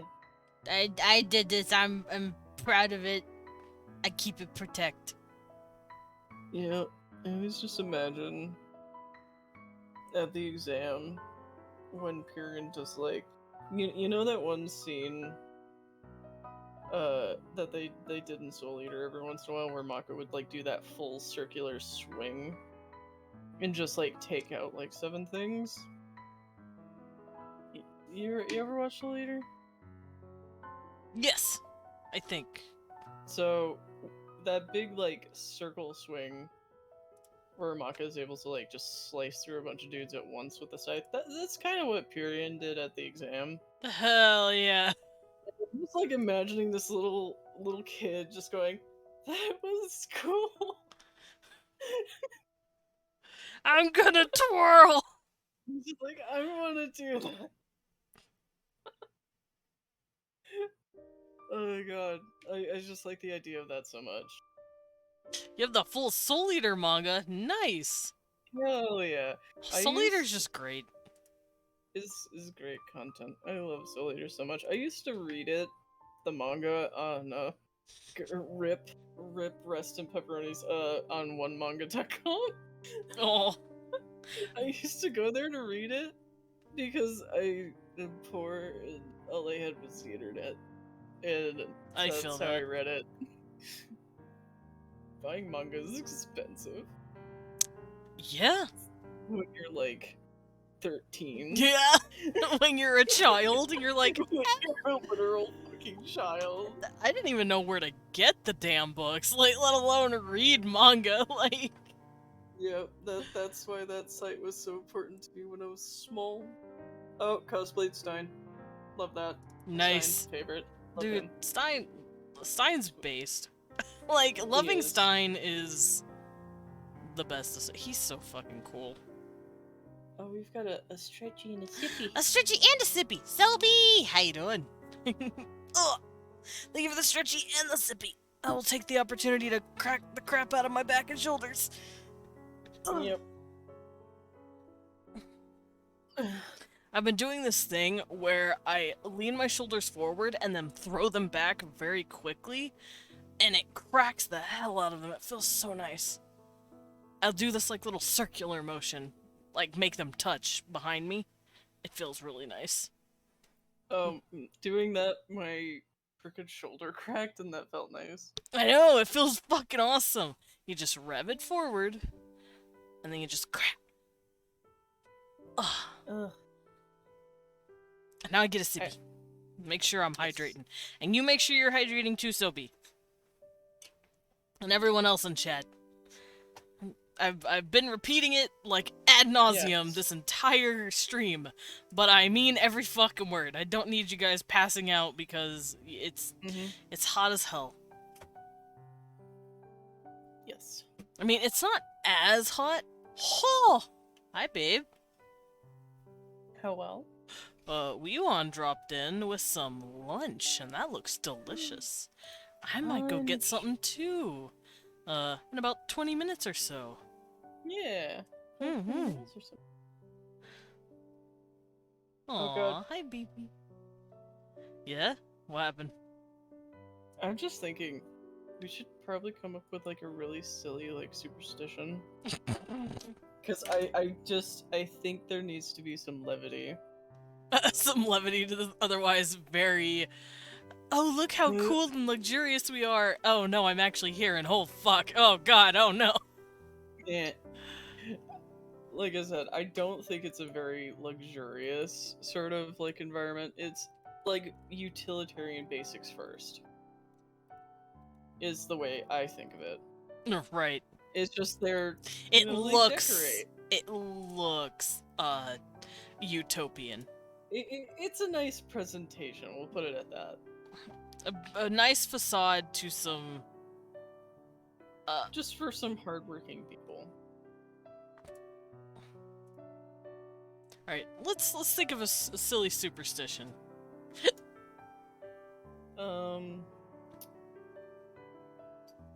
Oh god, because like some superstitions are like throw salt over your shoulder if you knock it over.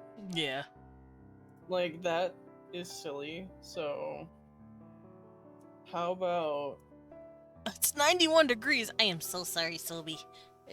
oh, that's sweaty weather. Yeah, it is. I would die. Like I said, it's like 95 here, and it sucks. I But would it's- roast like It's not as bad as it used to be, because a few days ago, it was like 110. It was shitty. That's true. It is dry heat here. We don't have to deal with the muggy garbage. Which, like I said, I'd much rather be a bit hotter, but dry, instead of not as hot, but muggy. Fuck that. It's not fun. There's humidity here. I'm so sorry. Humidity You actually misery. sucks. It's misery. I agree. So, what kind of superstitions were you thinking of doing? I just kind of think there should be something that's just like you could do it by accident and you have like that oh fuck moment. Also, I found this. That's for you. You found a thing? You found a thing for me. Oh. Oh, that's dope. Yeah. I want. I never stopped looking. You never stopped looking. You're just like, I observe now. I am 'Cause this ever combination is perceiving. interesting. Well, it was a combination I never thought of before. Yeah, I do like the images that we found because they look so good. I'm glad. I'm glad we could Together. find some stuff. Peace. I'm glad I helped. Oh, light. I feel like it should be one of those never do this without this sort of superstitions. Okay, so never. Let's see. I'm gonna write that down real quick. So never do something like an action without without doing something else or without like dealing with consequences. Without doing something else with that. Or consequences. or consequence. So that could Yeah. be our template for the superstition. Yeah. Let's see. Well, we can look over their culture a bit first and see what they value as well as what they fear, maybe, and then that could go into it, because all superstition stems from something. And yeah, maybe yeah. it comes from the time when they were in a very turbulent situation with the whole orc invasions and all that. Maybe it stems kind of from that, but it's like such an off-the-wall silly thing now. They're just like, why would we do that? Like, Yeah. Because I'm like thinking it's probably has something to do with food. And like the preservation of such. I'm So- assuming then that they had issues preserving food back then. Yeah, it was probably a really difficult thing to accomplish. What with like supplies always like getting ransacked or just like having to constantly move all of your stuff all the time. So things would go bad really quickly because you couldn't keep them cold in like a singular location. Yeah, everything was too unstable for stuff to stay fresh. So never pack your lunch without So let's see. Cause like what's a silly way to say just don't forget to do this, you stupid. Because that's what a lot of superstitions are from. It's like a silly way to say a reminder not to do something stupid. Or what was considered stupid at the time. Right. I'm gonna write down the origin first, and then we can Yeah. kind of like start breaking it down into a tiny little a tiny little saying or thing. Yeah. Casually grinding FFO indoors because it's cool here. What's FFO? Fulfill? Yeah, FFO. Final Fantasy Online. That's all my brain went to. Yeah, that's where mine went as well. Help. Hell. The good one. Oh, it is Final Fantasy Online. It is Fulfill. It's FFO. Yeah, Leon said, but which one, 11 or 14? And I said the good one, and he stared at me like trying to process whether or not that was an insult. I love you, babe. Oh, don't talk to you? Oh, okay. No, He just shook his head. I'm like, oh, he angy me. Oh, he did the turn. He's literally doing the don't talkie me, I angy. Aww. Sobe renewed their subscription, so I can only imagine it's 14. Oh, of course. I was about to say 11 kind of doesn't exist anymore.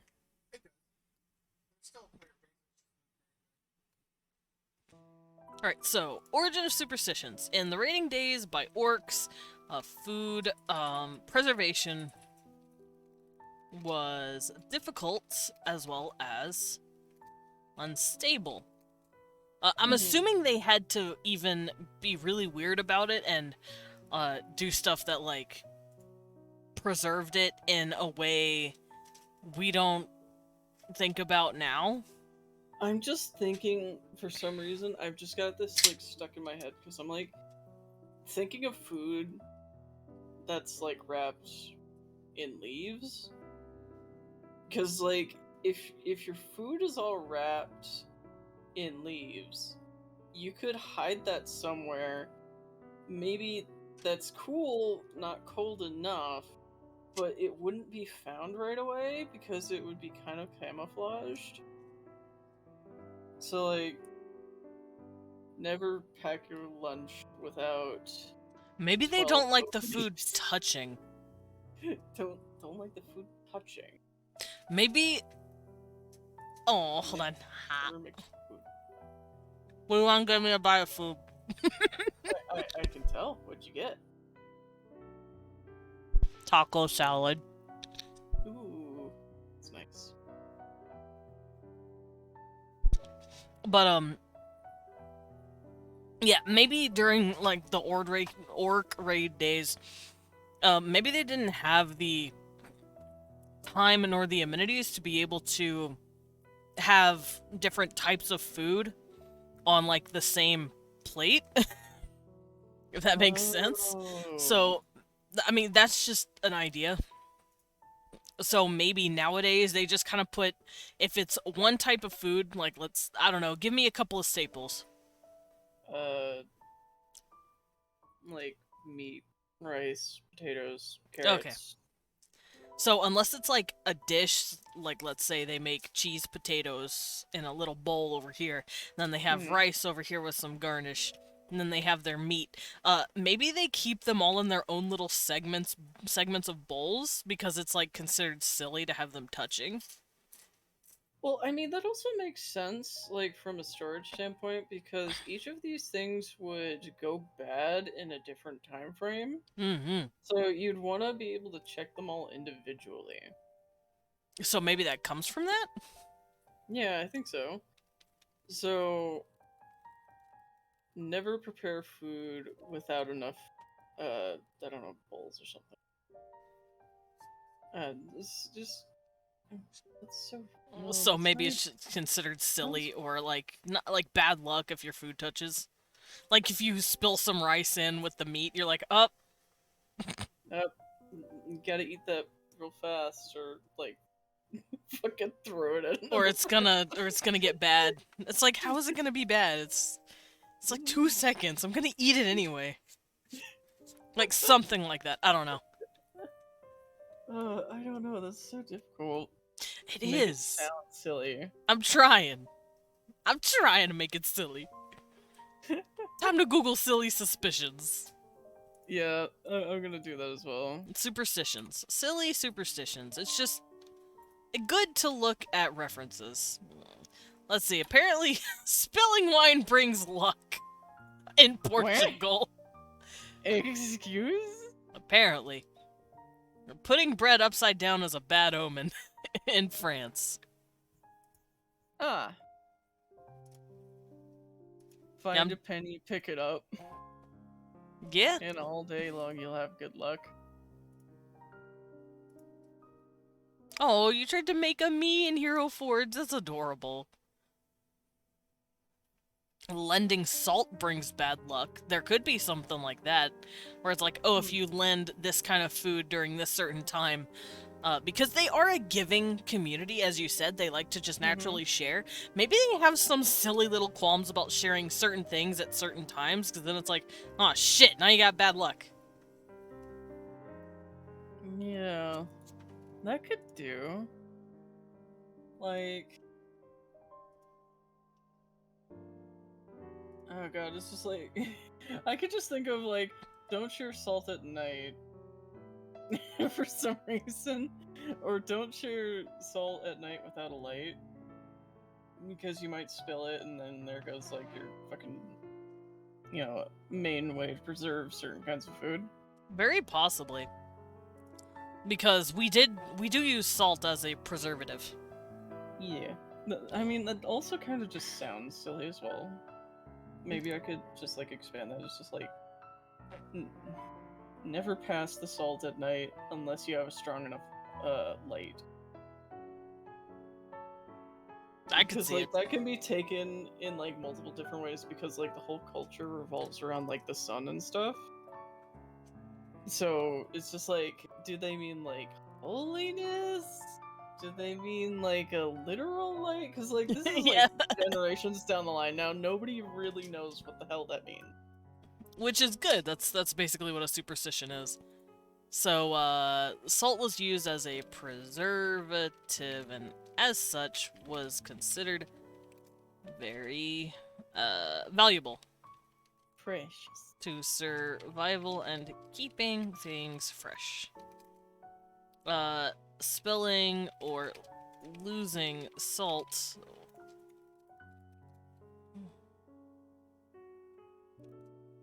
is pretty bad. He was considered bad.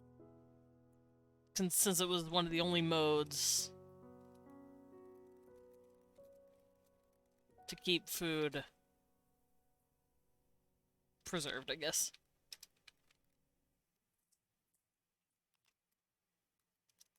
There we go. So, never give salt, I guess, during the night, because, they probably... Ladyface! You are not new. But for those of you who are new, because I do know I have a few new ones who jumped in and said hi. Hello! I am Desmond Dracula, a vampire bat butler, also known as a battler. I go by he, him pronouns, and I like to draw, as well as Worldbuild on Wednesdays. I also play a variety of games from RPGs to roguelikes. You're right, hair is difficult to make. But thank you for that, and let me get a little sippy. Ow. And a little snacky. Me staring at Leon for bite.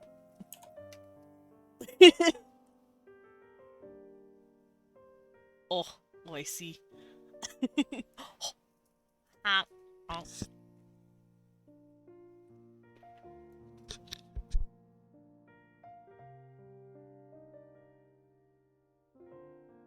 Oh, what if this is casting bright light? Oh, yeah. Because then it's just like, do you literally have to be casting light when you do it, or do you just that's where Does the room confusion have to comes be in? light enough? Like, I don't get it.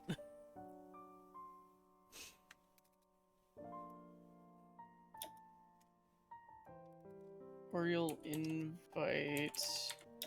Bad luck. We don't know Yeah. what it is, it's just bad luck. What just to keep with the ites? What about neighbors' spite? Oh, jeez. Your neighbors will gossip about you. Oh, shit. That's spooky. Especially in Helion, where everybody's already gossipy as hell.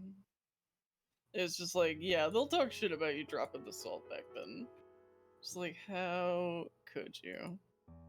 How could you do this?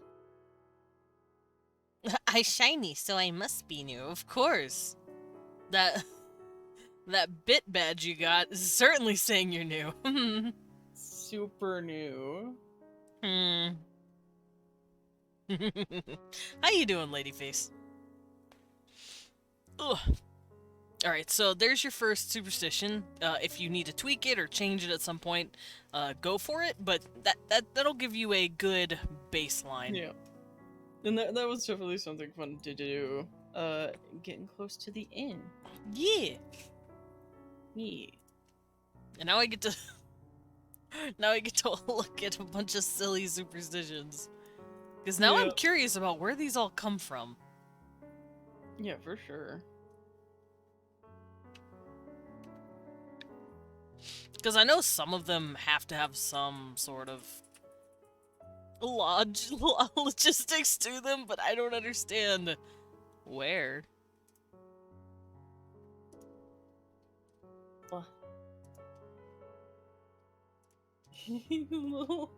Oh, I do love the little new surprise emote I have. It's so sparkly and cute. Look at Ah!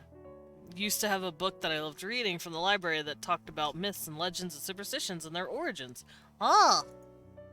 him. Oh, that sounds useful. It does, especially in this situation.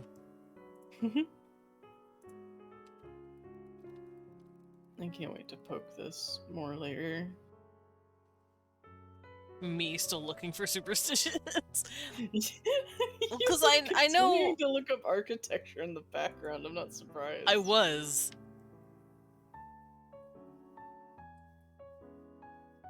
I'll need to find some lunch. True. We're gonna have to get some lunch soon. Yeah. I might just make a bologna sandwich, but I might make myself an egg sandwich. I still don't get why you can't place bread upside down. That sounds so silly. Huh? In France, if you put bread upside down, it's bad luck. I think that's because it squishes the top. Possibly. And no, you're okay. Oh my god, you did make me. I have bat wings! And I have a teacup! Oh, look at you! And Oh, yes, my that's hair so is extremely cute. hard to make. I apologize. I am so sorry for the hair. And no, you're fine. You didn't spam it, you just posted like 4. It's not bad. Yeah, I mean, if you dropped in like 20, I'd be like, okay, slow your roll. But like 4 or 5 is fine.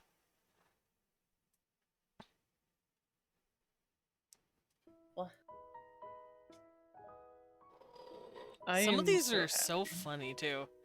Hide your thumbs while passing a graveyard. Oh, there was this one superstition that I heard about graveyards where it's just like, you walk forward into the graveyard, you have to walk backward out of it. And this is like something about so the spirits don't come with you when you go home. Mmm. That one always sort of like struck me as just like, oh, that's interesting. That's spooky. Spooky. What if I want a new roommate? Yeah, what if I wanted a roommate? And never roommates? Ghost roommate, fuck yeah. Yeah. I'd be down.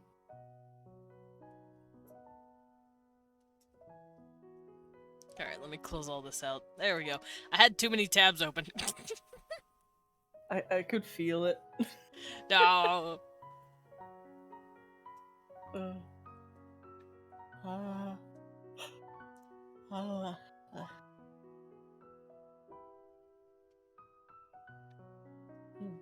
One of your faves was superstitions about topaz being a pure cleansing stone that could even protect against poisoning. Oh. Mm. Oh, they could have superstitions about the gold. They do have gold everywhere. I'm sure they've got some They could. superstitions about it. Oh, I'm sure there's some. There's definitely some.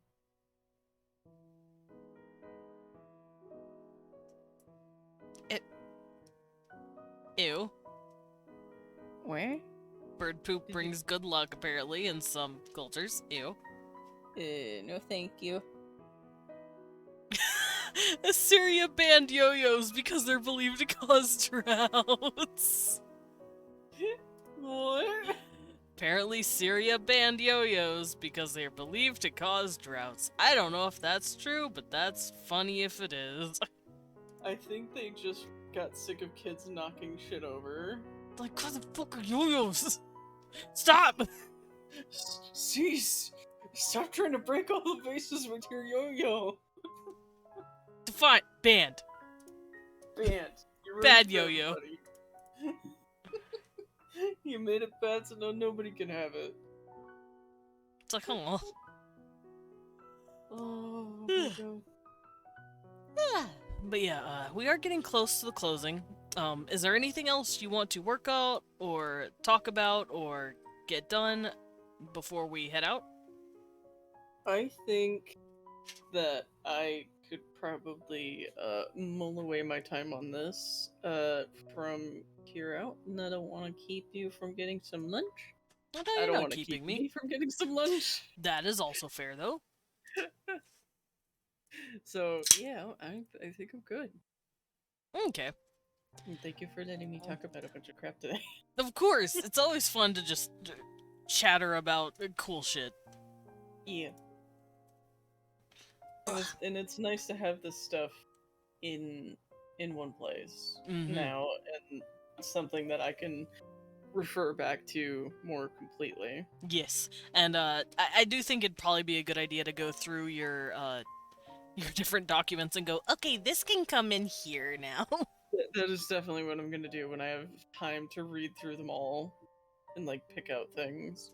Yeah, and like I said, you can keep the sheet. The sheet is yours.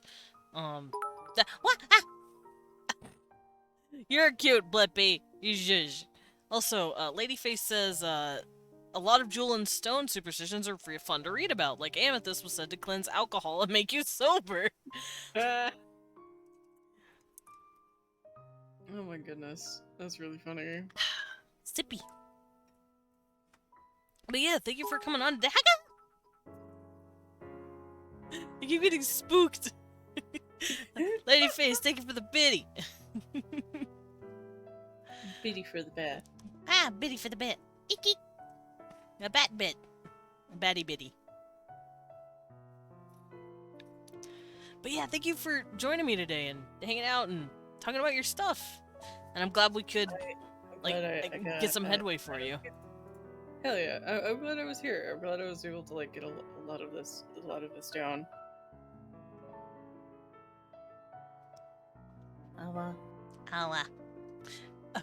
And I do know that I want to bring on people who have already been on again later.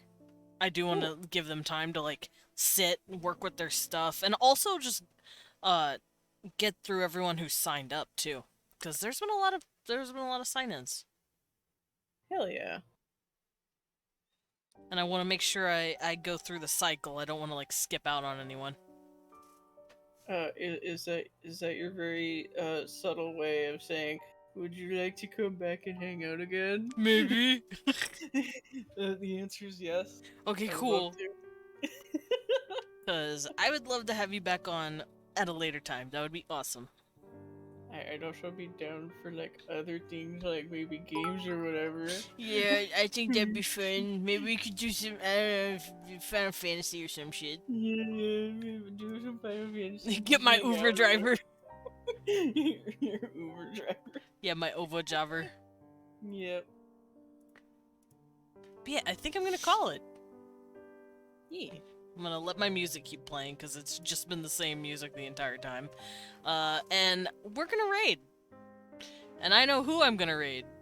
Because it's his birthday. Birthday! And we're gonna do a birthday raid! Hell yeah. So let's go say happy birthday to Tarochi! Hell yeah. Hell yeah, indeed. Is there a frog emote I can use? Oh, Jesus. Oh. Babe! It scared the shit out of me. I don't see a froge. Damn it. There's one. Amy just posted a froge. Oh, that's adorable. Can anyone use it? Let me see. I can't post it. Alright, instead of the usual raid message, I want to make a special raid message. Special rate message. Yeah! Special raid. We're gonna wish Tarochi a happy birthday.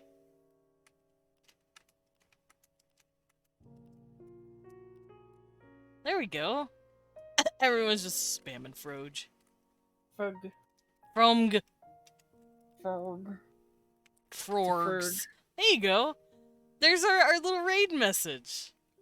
Copy that. Oh, that's so cute.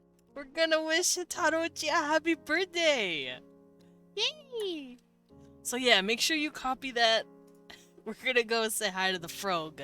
We're gonna pet him and wish him happy birth. He is birth. He's playing Fall Guys right now. It looks chaotic as hell. It looks like a new map too. I haven't played Fall Guys in eons. I think I've never played it.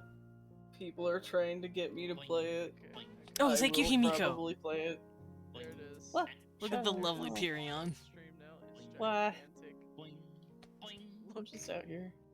But yes, we had Pierion on today. Look at him, a precious paladin. Bro, shut up on this art. V is Barry, V fucking Benson, the cursed art. Oh god. It's lovely. It's so... But yeah, check him out. He's awesome. That's who we had today, our lovely, lovely guest, Pierion. And I will see you guys tomorrow. I don't know what I'm going to be playing. Probably Hades, because I'm getting back into it. But I'll see you guys then. Bye! Bye-bye. Goodbye. Wow. Let's go say happy birthday to Tarochi. Yes. We got